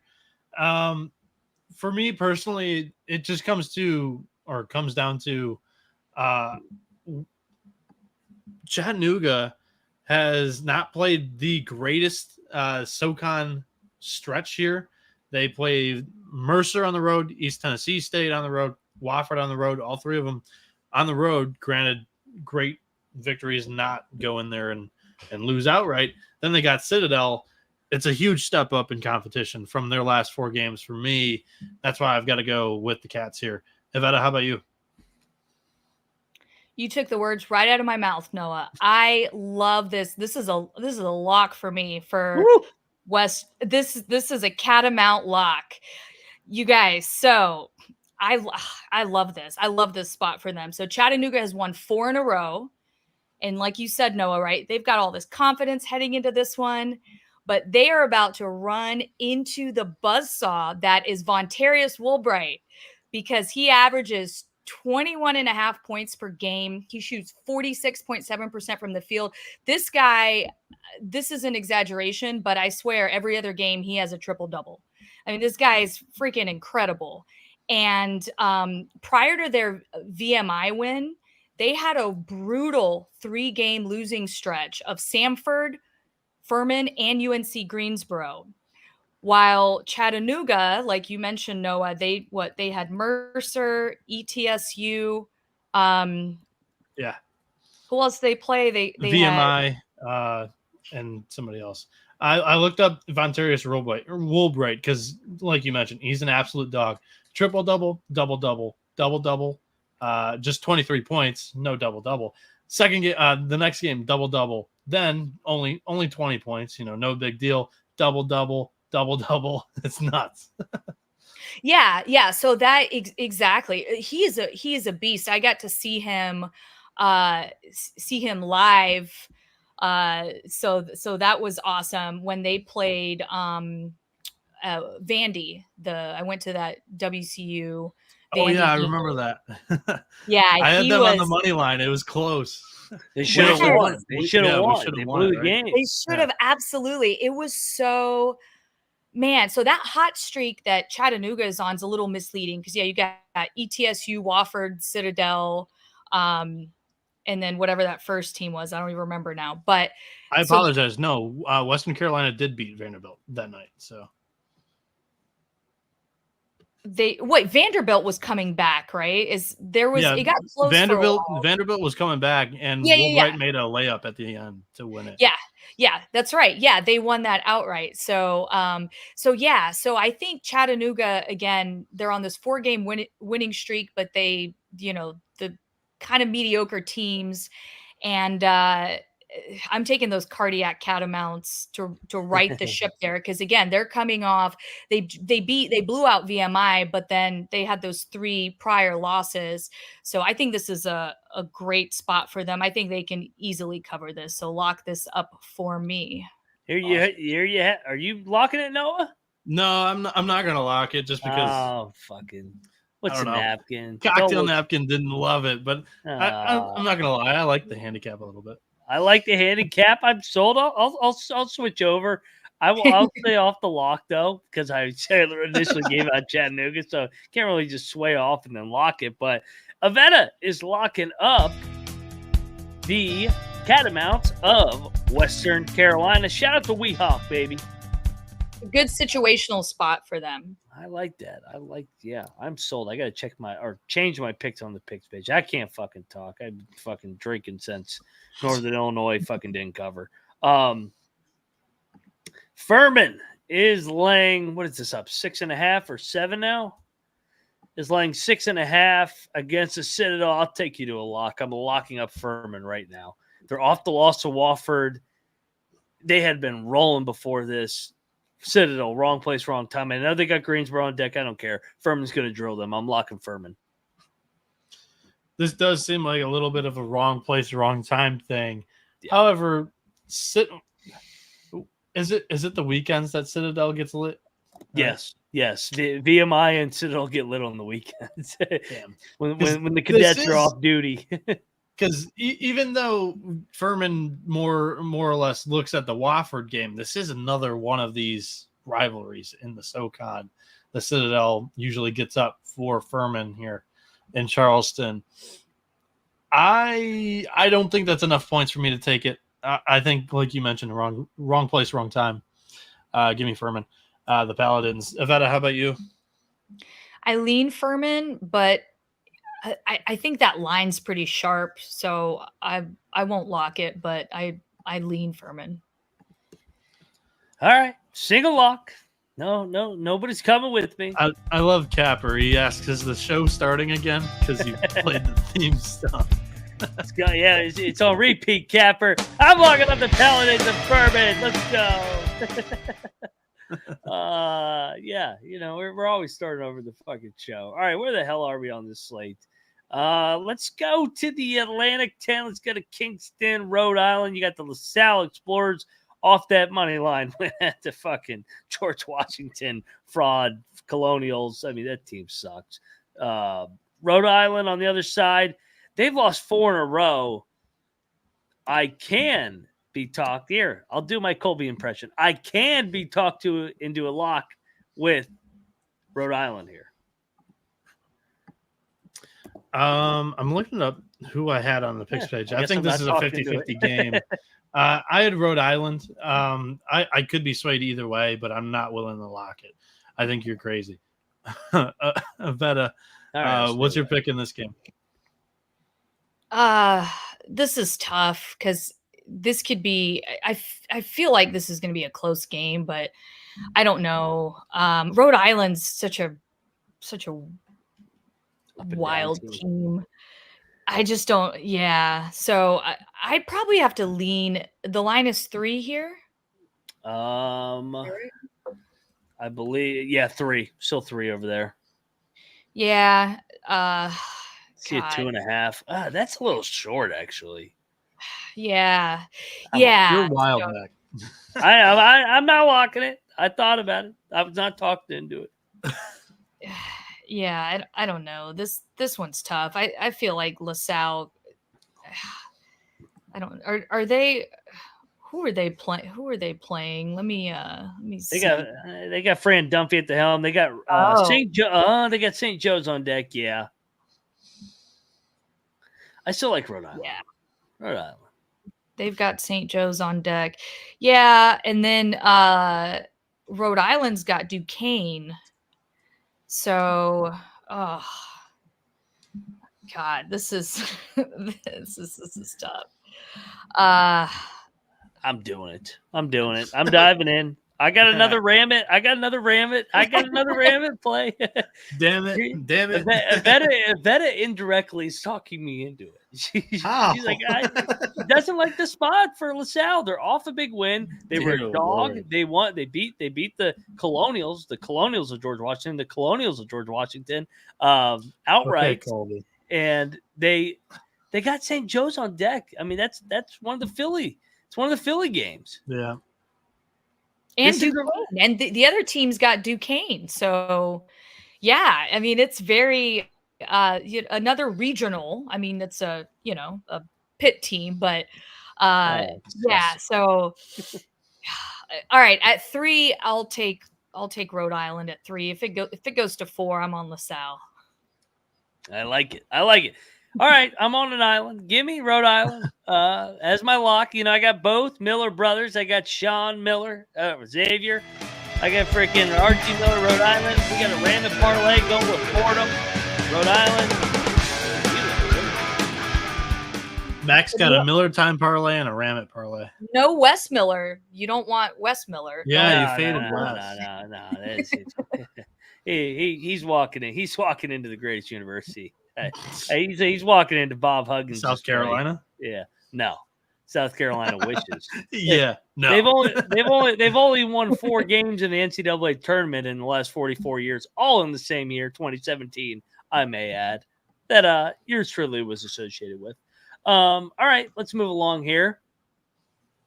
I kind of got a lock here too. You guys are going to call me crazy on this one. What do you mean kind of? You either have a lock or you don't. I like this spot for East Tennessee State. Mercer just beat Greensboro. Yeah. As a double-digit dog, ran up the score. There was a dust-up after the game because they fucking dunked it. East Tennessee State's way better than their record, man. They almost beat Sanford the other night. I know they were shit against VMI last week. I like East Tennessee State here. I'm gonna lock the Buccaneers. Better program. Mercer, I mean, how the hell did they beat Greensboro? That is such a. What are you picking the line at here? I think it was at 2.5, or let me look it up real quick. Mercer's laying 1.5. Give me the dog here. ETSU, lock it up. I like the Bucks too. It's a nice spot, like you mentioned, but I'm not gonna lock it. Ivetta, how about you? I'll join you guys, but this game is so gross. It's great. These are my specialty. This is Northern Illinois all over again. Yeah, I can't wait. exactly. Can't wait for them not to cover and quadruple overtime. Max sees a fried cricket on the plate and he goes, "Ooh, that's great, delightful." Give me that. Hey, February is when these crickets really start fucking gigantic fucking buffet, and he'll take the fried cricket. This is a great spot. This is a great spot for a proud program. Get this Mercer shit out of here. Locking up the Buccaneers, not the Tampa Bay Buccaneers, the East Tennessee State Buccaneers. All right, next up on the slate, we got. Fucking browser's fucking up. We'll go to my former employer, the Governors of Austin P, taking on a familiar program for Ivetta, the Jacksonville Dolphins. Govs are laying 2.5 on the road. I kind of like I think they're telling us to take the Govs, but I don't think I'm going to bet this. No. Also, the cocktail napkin spit out a 7.5, but I'm not going to lock this. Basically because I think Jacksonville is due. Like they are due. How many of these games has Colby picked? And it's been like a couple of possessions off. At some point, the books are going to adjust to this, in my opinion. They come off the back-to-back road spot where they caught L's to both Eastern Kentucky and Bellarmine.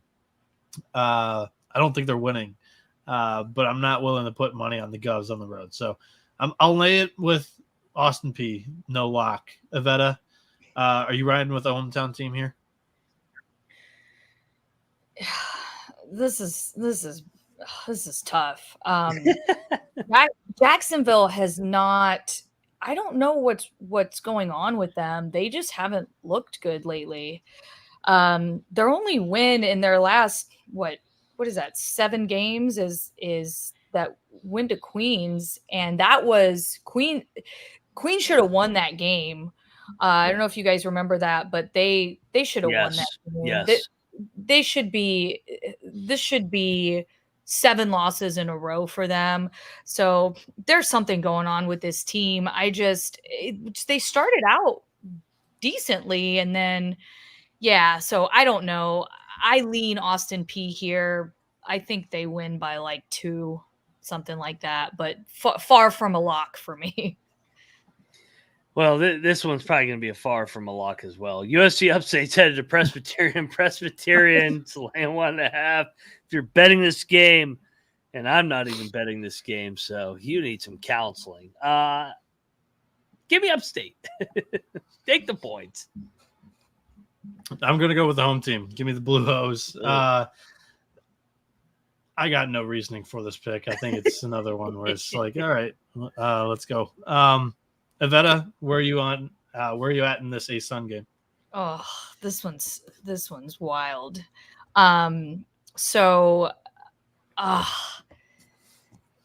My goodness. I don't know which one's worse, this one or the last one we talked about. My bad for calling it A-Sun too. I misspoke. Big South. Beauty of the show. You pick every game. We knew what you meant. I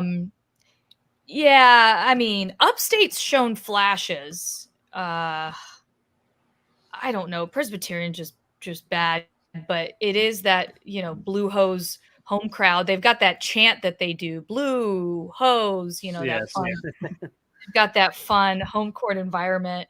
I'll take Presbyterian Upstate's got Radford on deck. So, and Longwood, and then UNC Asheville. Then they go to High Point and Gardner Webb. Good Lord, that is a brutal stretch for them. So, and then Presbyterian goes to High Point right after Upstate, and then they have a similar brutal stretch. So, yeah, I'll take Presbyterian at home, just home Blue Hose chant. Advantage. Blue Hose, baby. All right, here. I'm looking forward to hear what you guys go on this one. Americans going to Lafayette. Lafayette's actually off a loss. Lafayette was the greatest team in the country for a little bit there. They won 7 in a row. Taking on AU. Lafayette is laying 1. Of course they're laying 1. Give me Lafayette. Fringe lock. Bounce back. I think the books are a bit off on American because that line was short against Colgate and they got ran out against the toothpaste. Give me the Leopards off the loss. Ivetta, how about you? I like the Leopards here as well. Do we want to triple lock this? I ain't locking it. No, I just said I like it. No, you're such a coward. All right. I've already got 4. That's quite a bit for me. 4? I already got freaking 12. Come on. You step up your game, Bieniek. We're not even in the 7:30 slate. Well, I think this is actually we got 5 more games to 7. I'll take you to a lock. Pick it up here. Let's go to Navy and Lehigh. Navy is getting 4.5. Lehigh's laying points. I think Navy's live in this game. I don't trust this Lehigh team at all. Just checking to make sure the game's still 4.5. Fringe lock on Navy. Fringe lock. No, where are you going? I'm taking Lehigh. They've somewhat started to figure things out. W over American. They played Colgate close. W over Holy Cross. It's easy to see a tide turn. So going with the Hawks here. Ivetta, how about you? I am going to join you with the Hawks. I think they'll win by. I think it's going to be fairly close, but I think they'll win by like 3 or 4 or something like that. I agree with you. Lehigh's looked significantly better. Well, I wouldn't say significantly, but yeah, they're starting to figure some things out. That was a close loss to Colgate. They already played. What happened? They played Navy already, right? What happened? Was that a 2-point game? They lost by 2 at Navy. Yes, this is a rematch from January 17th. Yeah, so I'll take them in the rematch here. Yeah, for sure. The revenge angle. Yep. Yeah, eat shit, Mac. Yeah, I'm out on it. I forgot they lost. I'm out on it. I'm out. I didn't bet it yet. I'm out. I'm pulling my cards. This would be a Mac. This kind of stinks. They're laying 4.5 when they lost this game previously. They fucking suck. Fuck Lehigh. Fucking CJ McCollum ain't walking through that door. I'm tired of all these fucking teams. I'll take you to a lock of locks here. Notre Dame is going to Charlottesville. Notre Dame fucking beat Virginia by about 100 on New Year's Eve. Virginia is laying, I believe it is at now 13. I will lock up the Wahoos. I think they're going to fuck Notre Dame up. I think they're going to hold Notre Dame to about 36 points. Give me the Wahoos, and I'll lock this up. They're playing better basketball. Tony Bennett finding his team's identity. Give me the Wahoos all day. Let's go. Yeah, Virginia usually plays a bit better at home. We figured that out kind of in the middle of the season here. I do think this is too many points for Virginia. Notre Dame's been competitive under Shrewsbury. I think they'll get it again within single digits. They'll lose the game. Virginia gets their revenge, but I think it comes under the number. Ivetta, where are you at in this one? Yeah, I was torn on this one too because I understand both angles where you guys are coming from.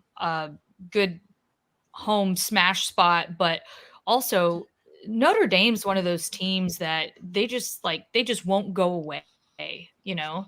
So I think at 13, I think I lean the Notre Dame cover here. I wouldn't lock it, but I think they might, I don't know, they could lose by 9 or 10, so somewhere around there. Mac, your best buddy Julio's on it, locking Virginia as well. You know what? Every now and then Julio's a sharp wahoo wah, baby. Let's go. Moneyline back in. The sharp blocking it. Go Wahoos. Fucking private school tiki torch fucking pussies. All right, next up, Wahoos have been fucking rolling for me lately. I've locked them like 4 straight games, and they've been fucking cashing for me. You know, I gotta go to a different avenue here in the state of Virginia, but you know, I get it done. Loyola is headed to Bucknell, another Patriot League game. Bucknell is laying 8.5. Get the fuck out of here with this. But Loyola, they just won. They're feeling good. I like Loyola again. I'll fucking lock this up right now. I locked them up against Navy. Give me Loyola Maryland again. They're better than the record. Bucknell should not be laying this many points. Give me Loyola Maryland. Let's go. I am on the opposite side here. Bucknell has stomped Boston. They lost an OT to Lafayette. They beat Navy. They beat Army. They defeated both of our troops here. Cocktail Napkin spit out a -13 on the Bison. Give me Bucknell. I think this line's telling you what's going to happen. They're going to win this thing by double digits. Lock it up for me. Battle. Ivetta, you got a side here? This one's tough. I admittedly haven't really paid much attention. I did go to a Bucknell game. I saw them play Arkansas State at home. But I have not seen Loyola. So I just pulled up their record. Don't look at either one of these teams' records. Good Lord. So you're only as good as your last game. So Loyola has beaten the service academies and the Brown guys and that's a signature what is this, win. a D2 team? St. Mary's, Maryland. What did you see that? Yeah. And Bucknell, Bucknell also recently had the service academies. So, yeah, I don't know. This line is like 8, right? Is that what you said? 8.5. Yeah. Keith Landry in the chat saying you're doing yourself a favor, Ivetta, if you haven't caught a Loyola game so far.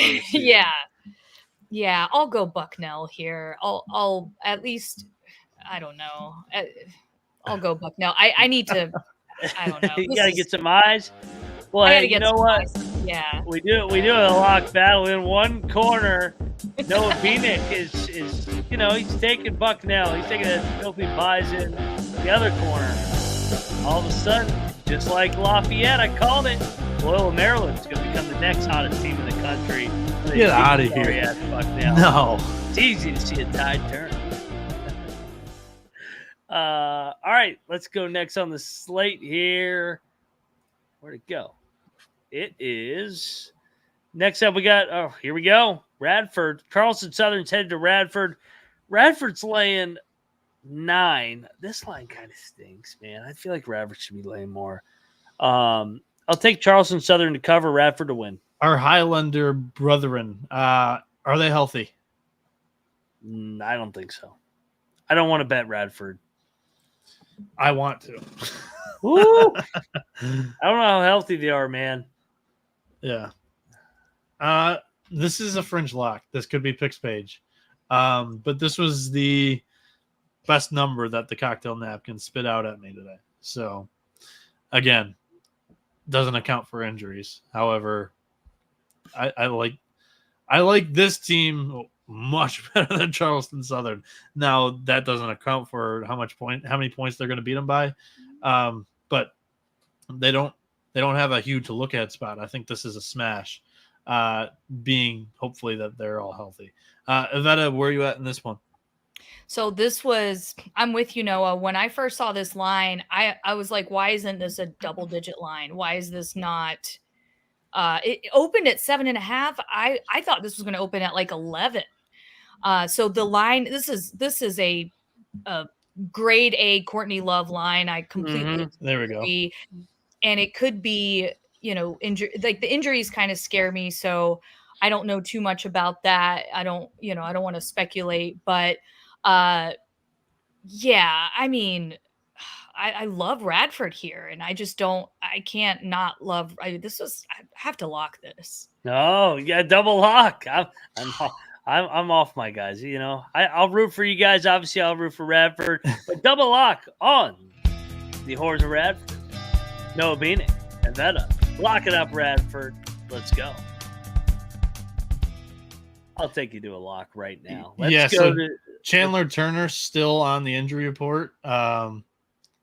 He was out ill. That was listed. But it looks like they've got their guards back. They played last game against Presbyterian. They destroyed Presbyterian. DeQuan Smith and Kenyon Giles both played 19 and 17 points. I'm willing to. You said it was a double lock before I came in and said this. I'm willing to now officially lock it. I'm locking up the Highlanders. I think that's enough off the injury report to lock up Bradford. I think, honestly, that's why this line's low, too. The books might have adjusted for some injuries, and now they haven't caught back up to speed that they're healthy again. It could be. Yeah, I may swing to Radford by the tip. You know me. I love Radford. Radford minus 7.5, Dave Marino, he asked the spread on this game. I see a 9, so maybe it's crawling up. So I'll give you guys 7.5. Yeah. See, I'm sharp. There you go. Yeah, it opened at 7.5, which I would have just locked it up right there. But then by the time I went to go take it, it was already up to 9. So somebody said in the chat that it's crawling back towards Chad G said it's moving back towards Charleston Southern. So if it gets back into like the 8 range, somewhere around there, then I'll definitely take them. Okay. So 7.5 must have been the line maybe an hour or two ago when I was prepping for the show. But yeah, I like the Highlanders. I'm willing to lock it. So that's a double lock with me and Ivetta here. There you go. Radford, let's go Highlanders. You know, I'm going to a game here in a couple weeks out there at the Deadman Center. So get on over there. Let me take Cannabis Capper says Hoops Peterson has him minus 13 for Radford. Cocktail Napkins got a minus 12. So, and that was the biggest angle I was able to get today. So it's already kind of shrieking up a little bit, but I still like it. Hoops set me up with that Tennessee video last night. I can't trust him right now. Just kidding. Let's go to this game. This is a fucking lock because the greatest team in the country, Chicago State, is headed into that filthy city World of Pittsburgh. Tour. Dude, they haven't played in 10 days. They've only got 4 more stops. They're 11-15 on the year. They've already played 26 games. They're fresh for this game. Compared to Duquesne, this is a sandwich spot coming off the Fordham win. They got Rhode Island on deck. This is the ultimate. The handicap here is why would Duquesne care about this game? That's the handicap. Chicago State's going to win. In between the conference schedule. And you got the World Tour coming to an end here soon. It ends in the middle of February, for crying out loud. They've got 4 games left. And there's all like a week in between the first and the 4th game. And then the 2 other ones are like within the same weekdays. But yeah, I mean, Chicago State's just got to schedule the games when they can as an indie.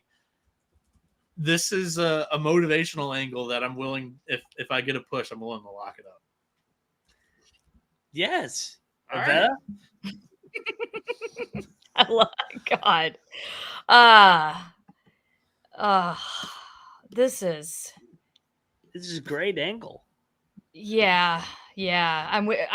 Initially I was on Duquesne. Just for, I don't know. It's goodness gracious, but yeah, I mean, what has that line moved? What come on, triple lock. Peer pressure. Chicago State's won 4 in a row. They beat Fair Dick, they beat Stetson. That was a hell of a win at Stetson. And then they beat East West, pick a fucking coast. East West, baby. Then they beat St. Xavier, Illinois. They're fucking rolling. They're gonna win out. They're gonna win out and go. If they win out, hold up. If they win out, this is actually a real handicap. They're 13-17 overall. They would go 17-17. They play Duquesne, South Carolina State, Eastern Kentucky is going to be really tough. But then they play Indiana Northwest with Pocahontas at point guard. So if they win out, they win their conference, Mac. Yeah, I know. Lock. They're going to win this game outright. They're going to win this game outright. Okay. Give them an auto bid. Here sold. We go. I'm triple sold. lock. Triple lock. Everybody heard it. Yeah, I love when a good plan comes together. Give us. You talked me into it. Chicago State plus 12.5 sprinkle on the money line.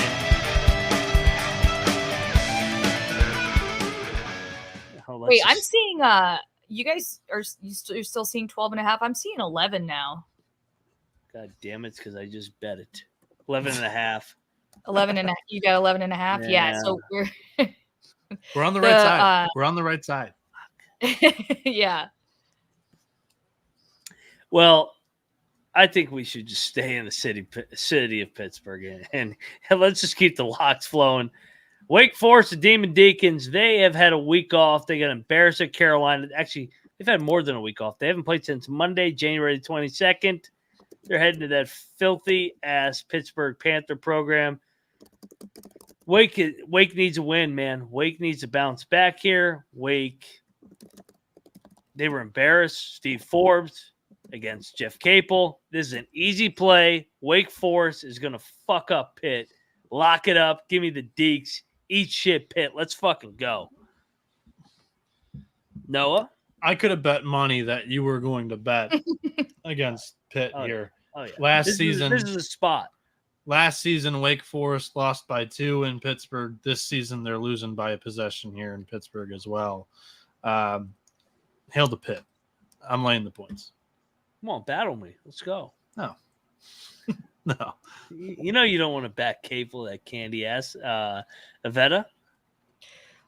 This is I think this is going to be a really good game. It's going to be really close. Pitt's got Notre Dame after this. Coming off the Miami loss. Yeah, and Wake is coming off the UNC loss. They've got Cuse on deck. God, I'll lean Pitt here. Maybe they win by like 1 or 2. I think this is gonna be tight. But I wouldn't lock this. Either of these teams could win.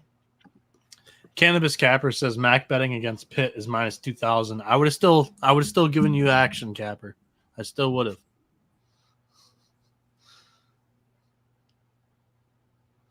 Trying to pull up a video here. Oh, where'd Bieniek go? My bad. Yeah, no, I can't find my video. Get out of here.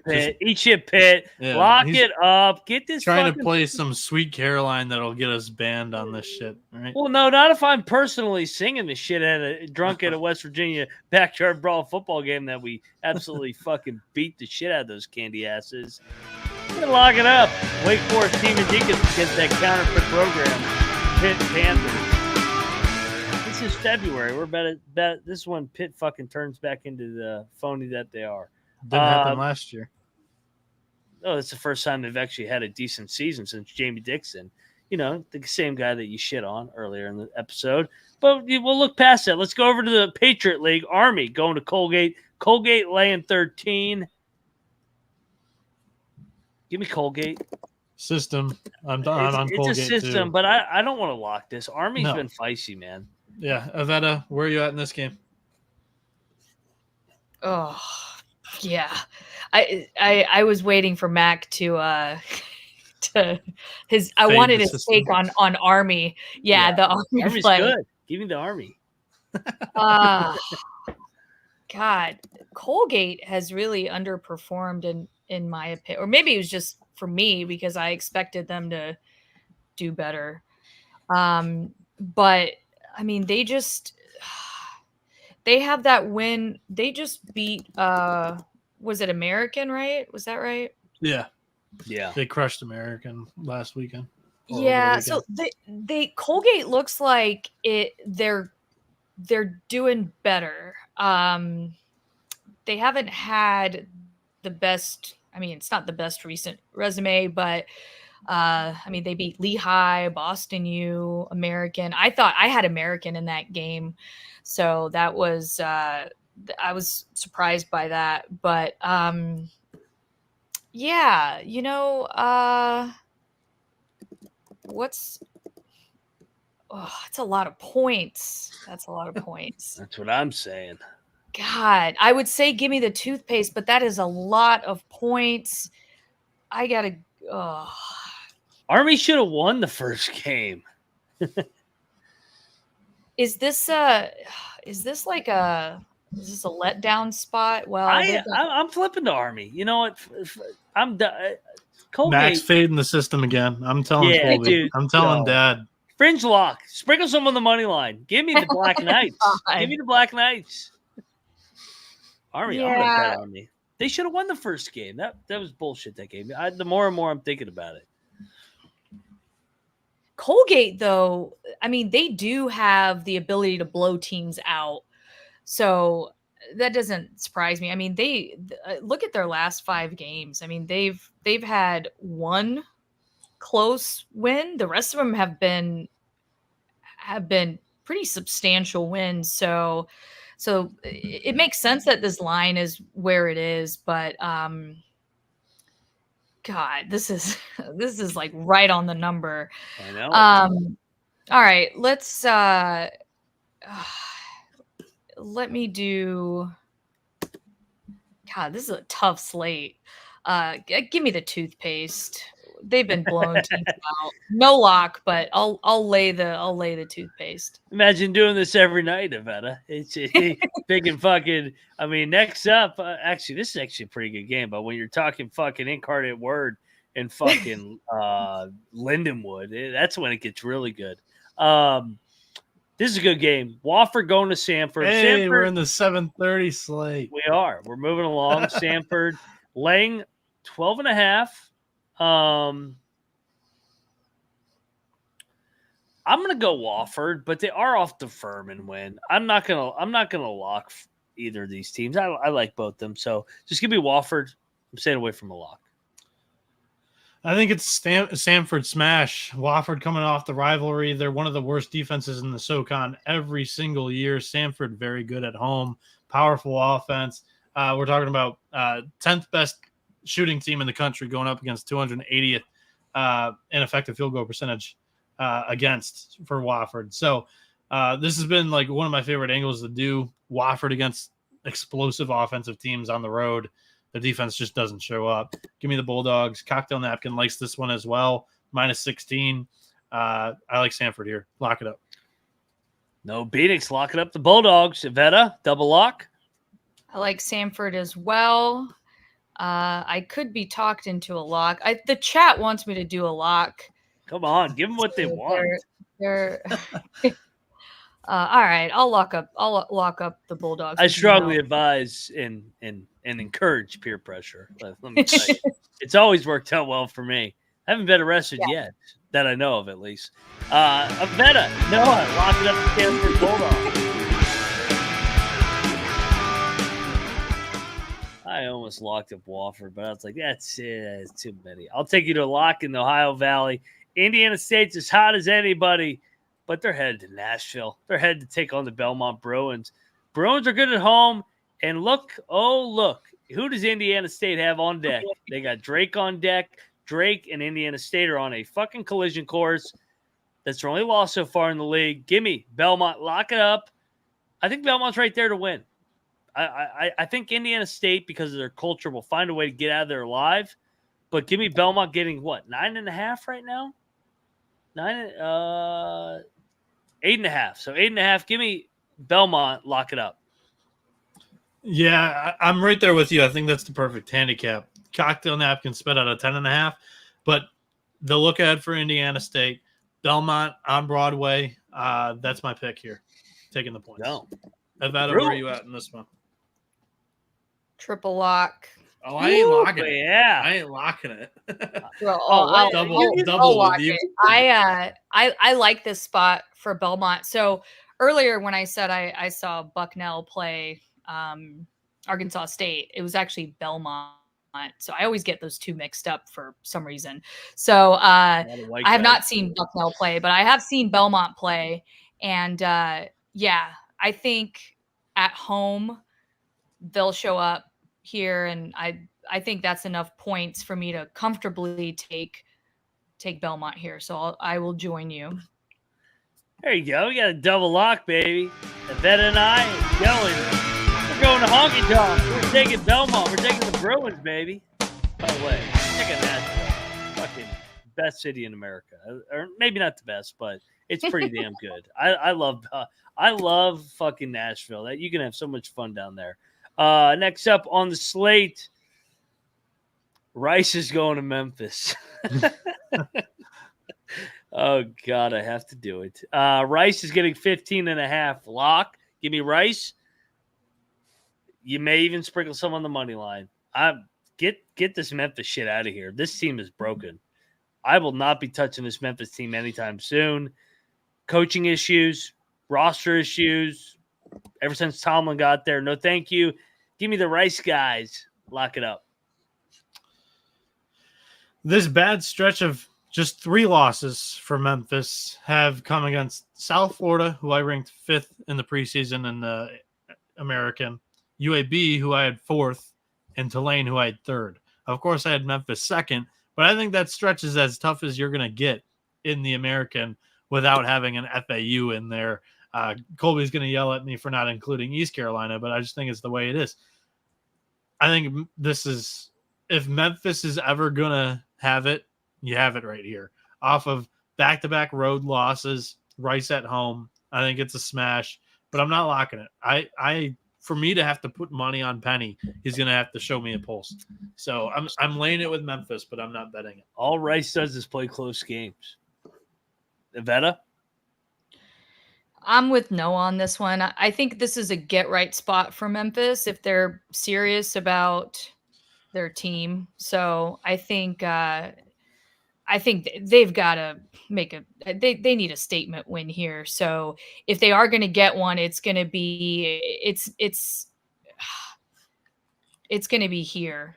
So goodness gracious. Then they've got they've got an easy road. They've got Wichita State, Temple, Tulane right after that. But yeah, I'll take them. No lock, but I'll lay the points with Memphis. I think it's going to be close, though. They'll probably win by, I don't know. Like, what does a cocktail napkin have, Noah? Cocktail napkin's got it at 15, only by a half point favorite. Yeah. But I just think it's off the 3 losses against 3 really good teams in the American. I think it's here or never. Exactly. And I agree with the chat, right? Yeah. So, yes, Memphis does play with their food. They do need a blowout for the metric. So yeah, I think if they don't take advantage of this spot here, then they've really fallen off. So I'll lay the points here. With 1 win in their last 8 games, Mac, Cannabis Capper asks if Rice is broken. No, not to cover 15.5. Dude, they cover left and right. You look at it. I mean, all they do is play close games. Their biggest blowout was against FAU in a 13-point loss where they were down 3-6 the entire game. All we need is to cover 15. Give me the Rice guys. Lock this shit up. Get this Penny Hardaway shit out of here.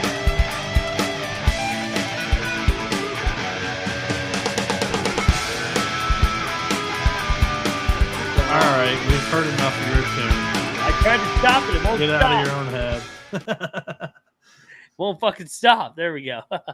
All right, next up.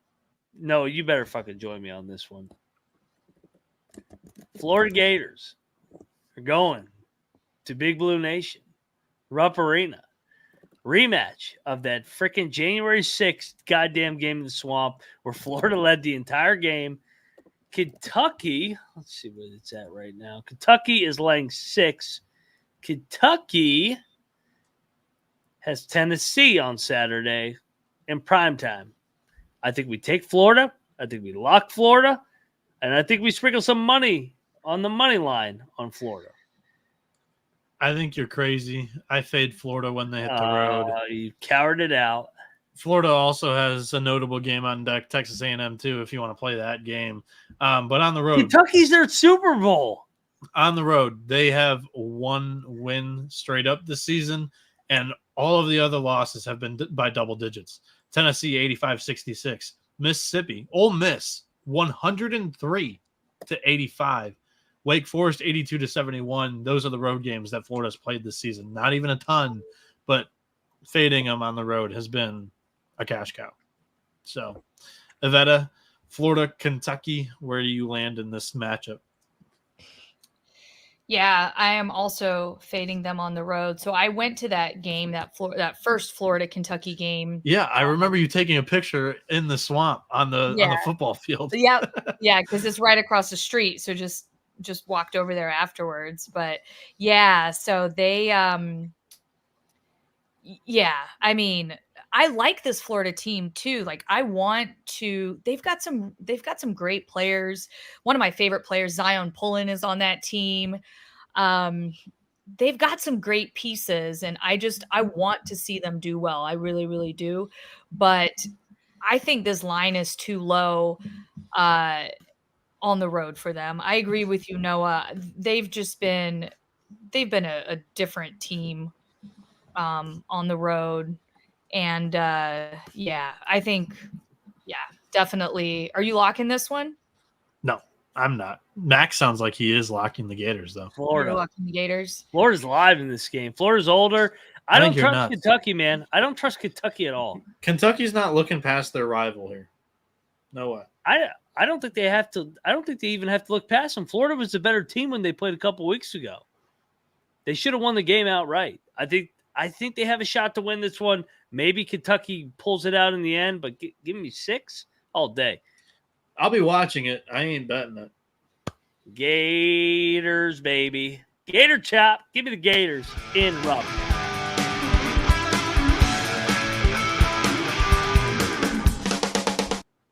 All right, next up on the slate, we got, I think we're in the 8:30 window now. We got chugging along. Northern Iowa at Bradley. Good game in the Valley. Bradley's fucking good at home, man. But so Northern Iowa's always pesky. Bradley's laying 6.5. I'll take the points, but I'm not betting this game. I'm laying Bradley. This is a fringe lock on the picks page here. Cocktail Napkin likes it at 11. I looked at the game a little bit. Other than that being on CBS Sports Network, Bradley, their offense has been playing actually very well compared to expectation. Northern Iowa, rough defensively. I'm actually talking myself more into this game as I'm talking about it. I didn't lock it previously, but Bradley, 81st most 3-pointers taken per field goal attempt. Northern Iowa, 299th in allowing 3-pointers a game. They're also 295th in 3-point defense. If Bradley can hit them, I think they'll win this game easy. I get 4 points on the cocktail napkin. I'm not going to pass that up. So I'll lock up Bradley.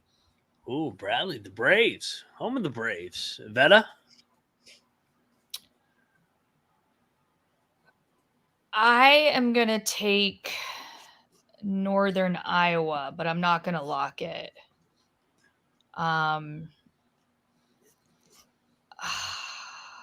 This is tough. Because they're well, Bradley just had that overtime loss, didn't they? Indiana State. Yes. Yeah. So they'll definitely show up. They'll definitely show up for this game.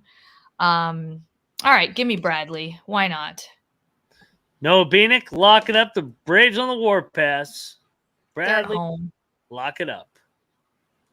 All right, next up on the slate, Fuck we you, got Mac, for no music. I did. Whatever. It Just fucking keep it ended. going. Where'd it go? Just keep there it we go. going. No, Nope, you already skipped it. Bradley you already Braves moved on on. the warpath. No, you didn't say. Oh, nothing played. It's fucking music. On, it's fucking Max bullshit. Said.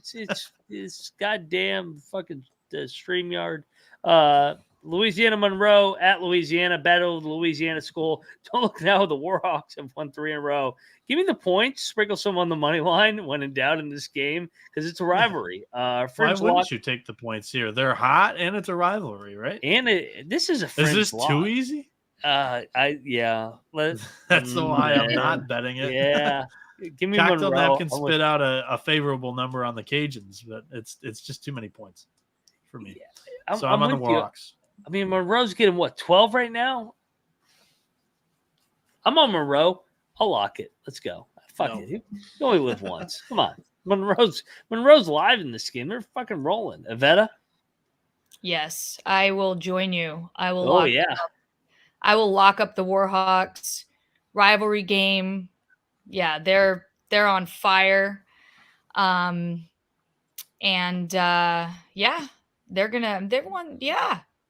Look at that. I mean, they're fucking rolling. They're fucking rolling. Unlike Noah Bieniek. Ivetta and I locking up the Warhawks.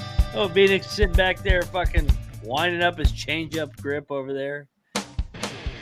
They'll at least they should at least keep this within single digits, I would think. I agree. There's a rivalry. Missouri State, Southern Illinois, the Salukis taking on the Bears of Missouri State. I always like the Salukis at home, but I don't have a strong feel here. Noah? Yeah, I'm as well going with the Salukis at home. But they've been a little bit of a stumper for me. They bounced back with the win against Murray State on the weekend when I had faded them. But I just haven't had a really good read on Southern Illinois. I'm going to lay the points with the Salukis, but I'm not locking it. Ivetta, where do you land in this game? Same. I agree. I haven't really watched much Salukis this season. I've watched Missouri State, but I just have a bad read, or I just don't have a good. Just haven't watched them. So, but yeah, I'll go with you guys here on that. I'll tell you a game I don't have a read on at all. That's Incarnate Word at Texas A&M Commerce. I know you guys are waiting for that game. Commerce laying 5. Take the points? I don't fucking know. No. I mean, you're Southland special. Fucking Commerce fucked me the other night. Fuck them. Give me Incarnate Word. I'm laying it with Commerce. They were too feisty in the non-con to be this bad in conference play. I think they'll come around eventually. So give me the Lions. This is great. I want to. Give me Commerce. I mean, I don't. Yeah. They looked. Did you guys watch that game, the Commerce Corpus Christi game? Yeah, I bet Commerce gave it away late.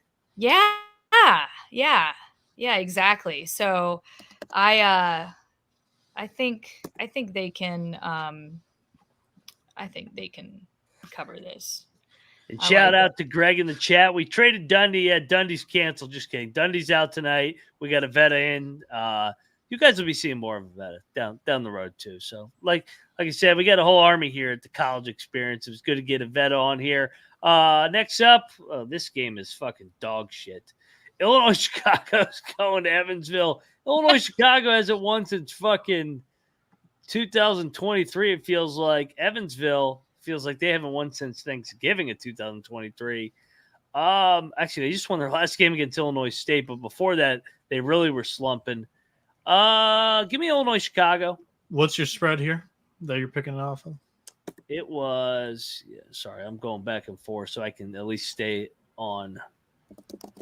Evansville is I was right. It's a pick. There is no spread. Good Lord. I'll go with the Purple Aces as well. I'll lean to the home team in the Illinois battle or Illinois-Indiana battle. Border battle. That's what I'm looking for. God damn it. Evansville, for me, no deep analysis. Same. Evansville, just because they need it's a good home win for them. So, but yeah, another just beautifully greasy game there. It's just incredible. Both teams were tremendous in the non-con and were house of cards in conference play so far. Oh, yeah. I'll take you to another one. It's Valpo. They're going to Drake. Drake's lane 21. 21. Should we not bet, but should we take Valpo because they have Indiana State? No, I'll lay with Drake. I don't think Valpo's good enough to take advantage of the spot. Valpo, the Crusaders are awful. Cocktail Napkin spit out a 23, so I'm going to shoot down the bet on the spot. So I'm gonna lay it with Drake, but I'm not gonna bet it. Ivetta, do you have any opinions on this one? Lay it with Drake. I can't take Valpo here. They're just, they're rebuilding. They've been rebuilding for about fucking 2 decades since Bryce Drew made that fucking 3. All right, I'll take you to a lock here in the Big Ten. Rutgers at the rack is laying 6.5 against Penn State. Penn State's been bad on the road. Rutgers, system play. I'll lock up the Rutgers Scarlet Knights off back-to-back losses. They lost to Purdue, but you know what? They were feisty the other night. I don't hold it against you if you lose to Purdue at home. I'll lay it with Rutgers in the smash spot here. Too many points. I don't think Rutgers belongs laying 6. I think both of these teams are on even playing fields. I just think it's just a little too high. Give me the Lions. I know going into the rack, they're probably not going to win this thing outright, but I think it's within a 3-4 point game here. Ivetta, how about you? Yeah, I think Penn State covers. I don't feel too confident about it, but yeah, I think you know what? What's the number? 6.5. 7. There's 7 out there. Lock up Penn State for me. Oh, we got a battle. No, Bieniek, do you want in on this battle? No, I ain't betting it. But no battle. I think it's the right side. No, I think Bieniek. Ivetta has the right side. You're hating on the rack. In one corner, Ivetta riding with the Penn State Nittany Lions. Moneyline Mac, staying in the rack. I'm hating on the rack and the Mac. You're a fucking hater. That's going to come back to bite you. Southern Miss going to Arkansas State. Arkansas State, they play every other fucking day, feels like now. They played Friday, played Sunday, Wednesday. What's the spread here? Arkansas State's laying 4.5. No, 5. Give me Southern Miss. Fringe lock. Second leg of 3 road game, or third leg of 4 road games in a row here for Southern Miss. They just lost by 14, or God, I can't do math. They just lost by 17 to Marshall. Arkansas State coming back home after their own 4-leg road trip. I like the Red Wolves here. All right. Yeah. Arkansas, give me Arkansas State here. Also, just the situational spot. I agree with Noah, no lock, but they should be able to cover this at home. One of the final games of the night. Providence going to Stores. UConn Huskies, number 1 in the country. Oh, God, UConn. They're laying, 12.5 now? What are they even laying right now? They're laying 13 now. 1 up to 13. I want to take Providence so bad, but they're off Why? the fucking – they're off the dunk.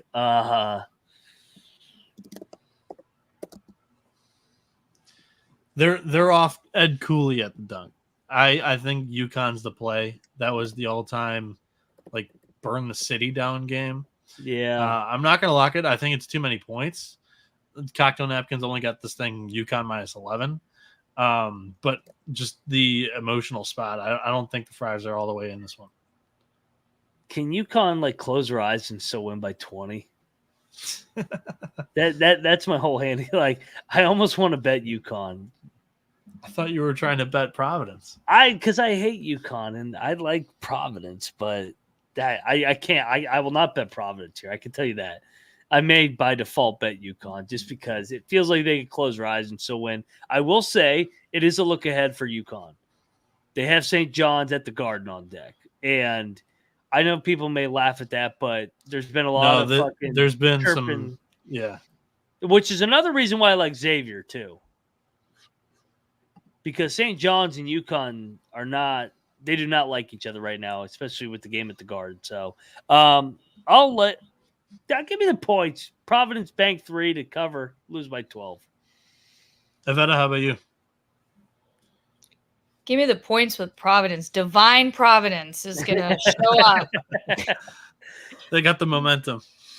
They've got an army of supporters. Divine Providence is going to show up. They're fired up.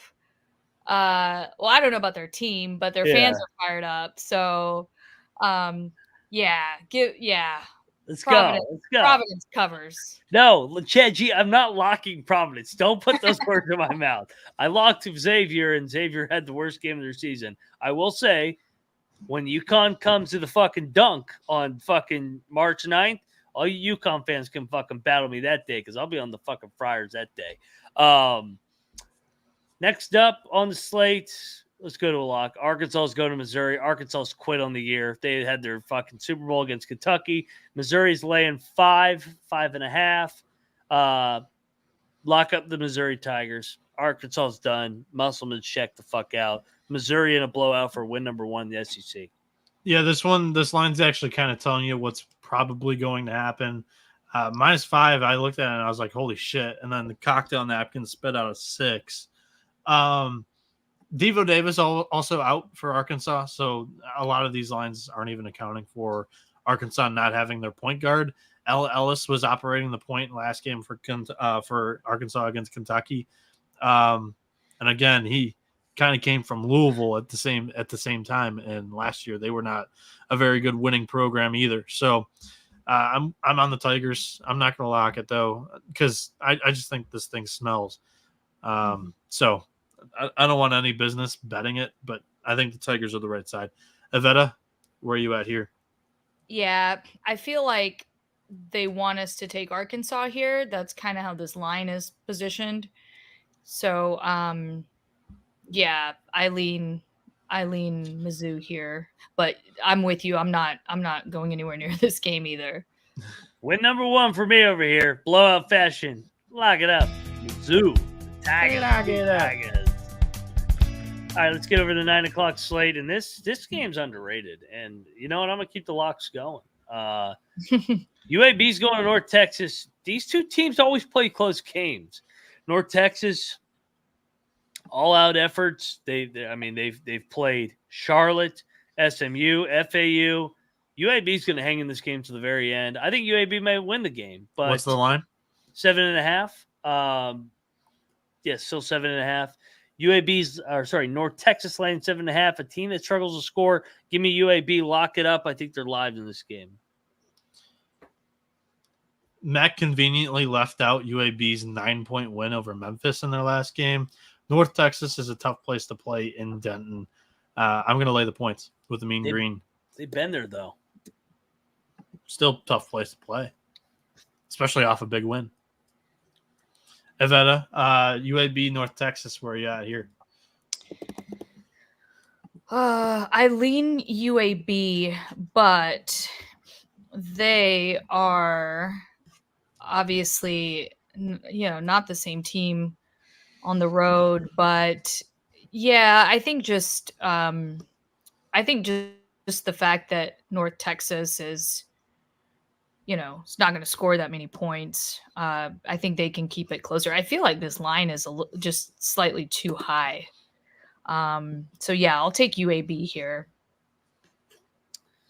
This is a rematch, like you said. They played 4 times last year. North Texas won at UAB. They won in double overtime in North Texas. Lost in the conference tournament, then beat them in the NIT final. So very familiar programs with one another. I know McCaslin's not there, but it's still Ross Hodges. Give me the points, baby. Let's go. All right. Next up, one of the final games on the slate. We got the pit where everybody gets lit.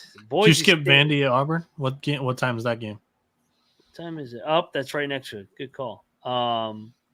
That's a 9 o'clock tip. I think. Yeah, I think the Boise's 9. Auburn, Vandy. Auburn's laying. What is it now? 18. Give me Vandy.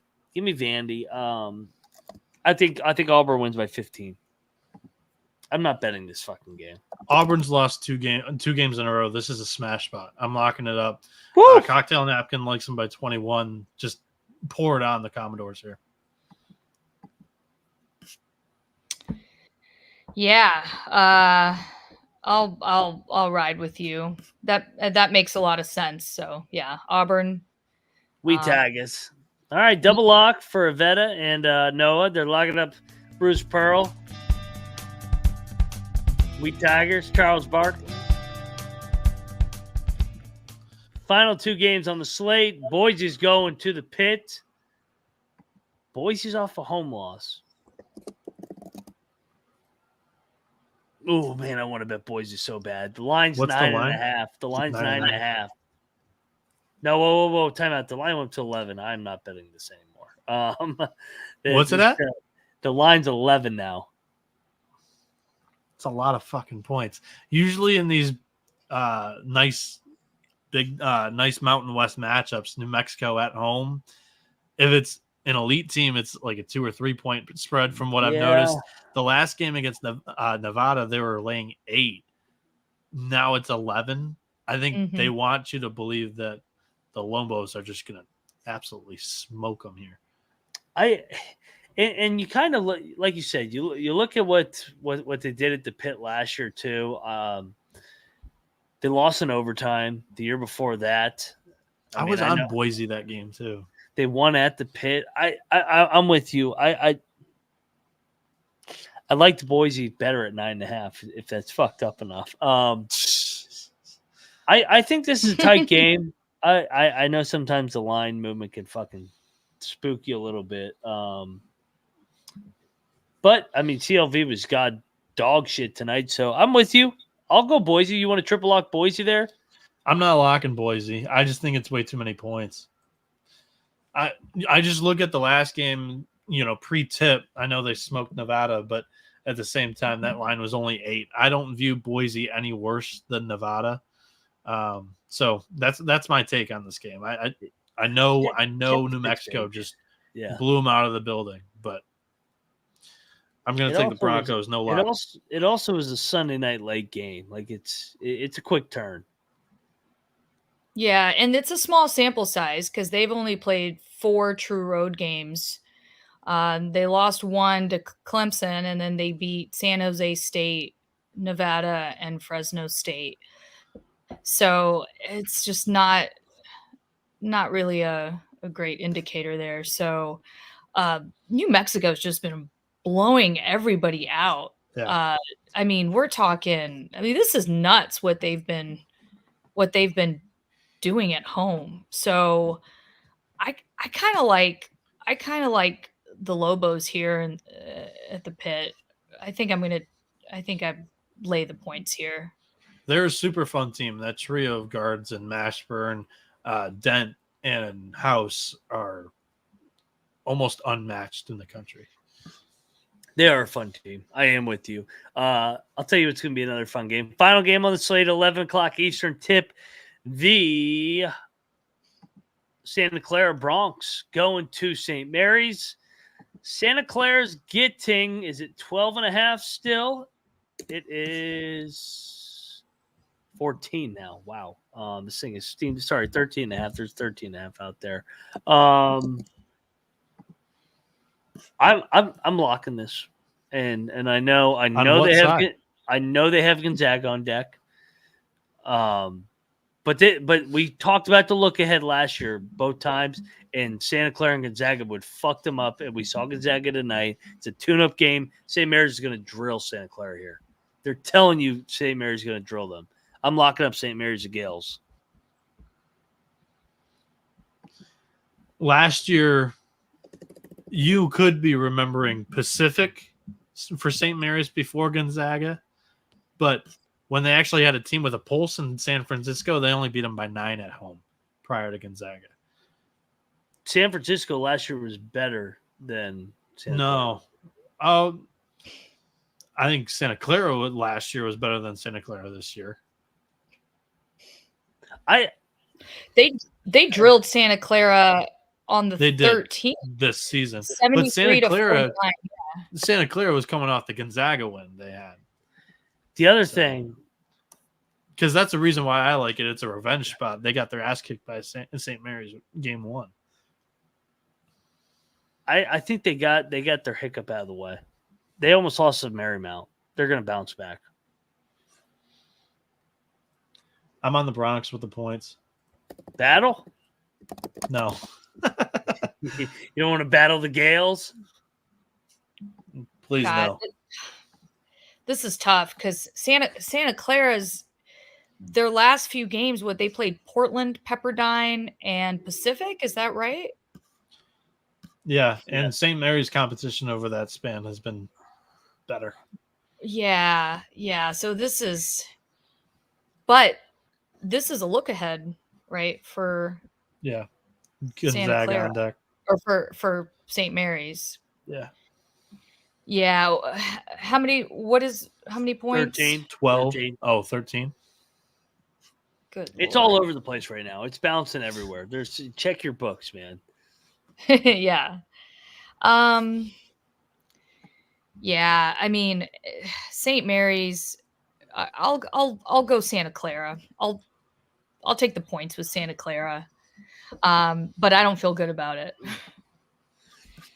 All right. Solo lock. St. Mary's, Gale, smash pop, baby, just like the Zags tonight. Everybody wanted to take LePepe. Get that shit out of here. All right, that does it. You're just listening to Colby too much with his LePepe love. Let's get our best lock.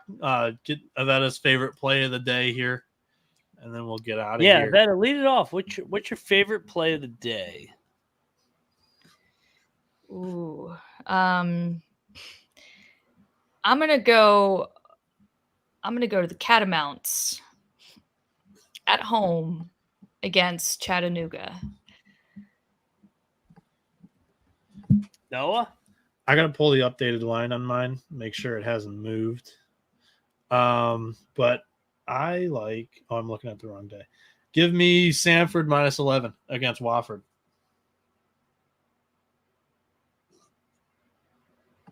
Okay. I want to go West Virginia.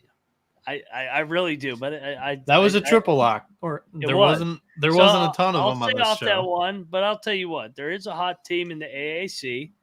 It's going down to Greenville, and that's my favorite play of the day because the East Carolina Pirates are going to beat South Florida tomorrow, and you can ride it.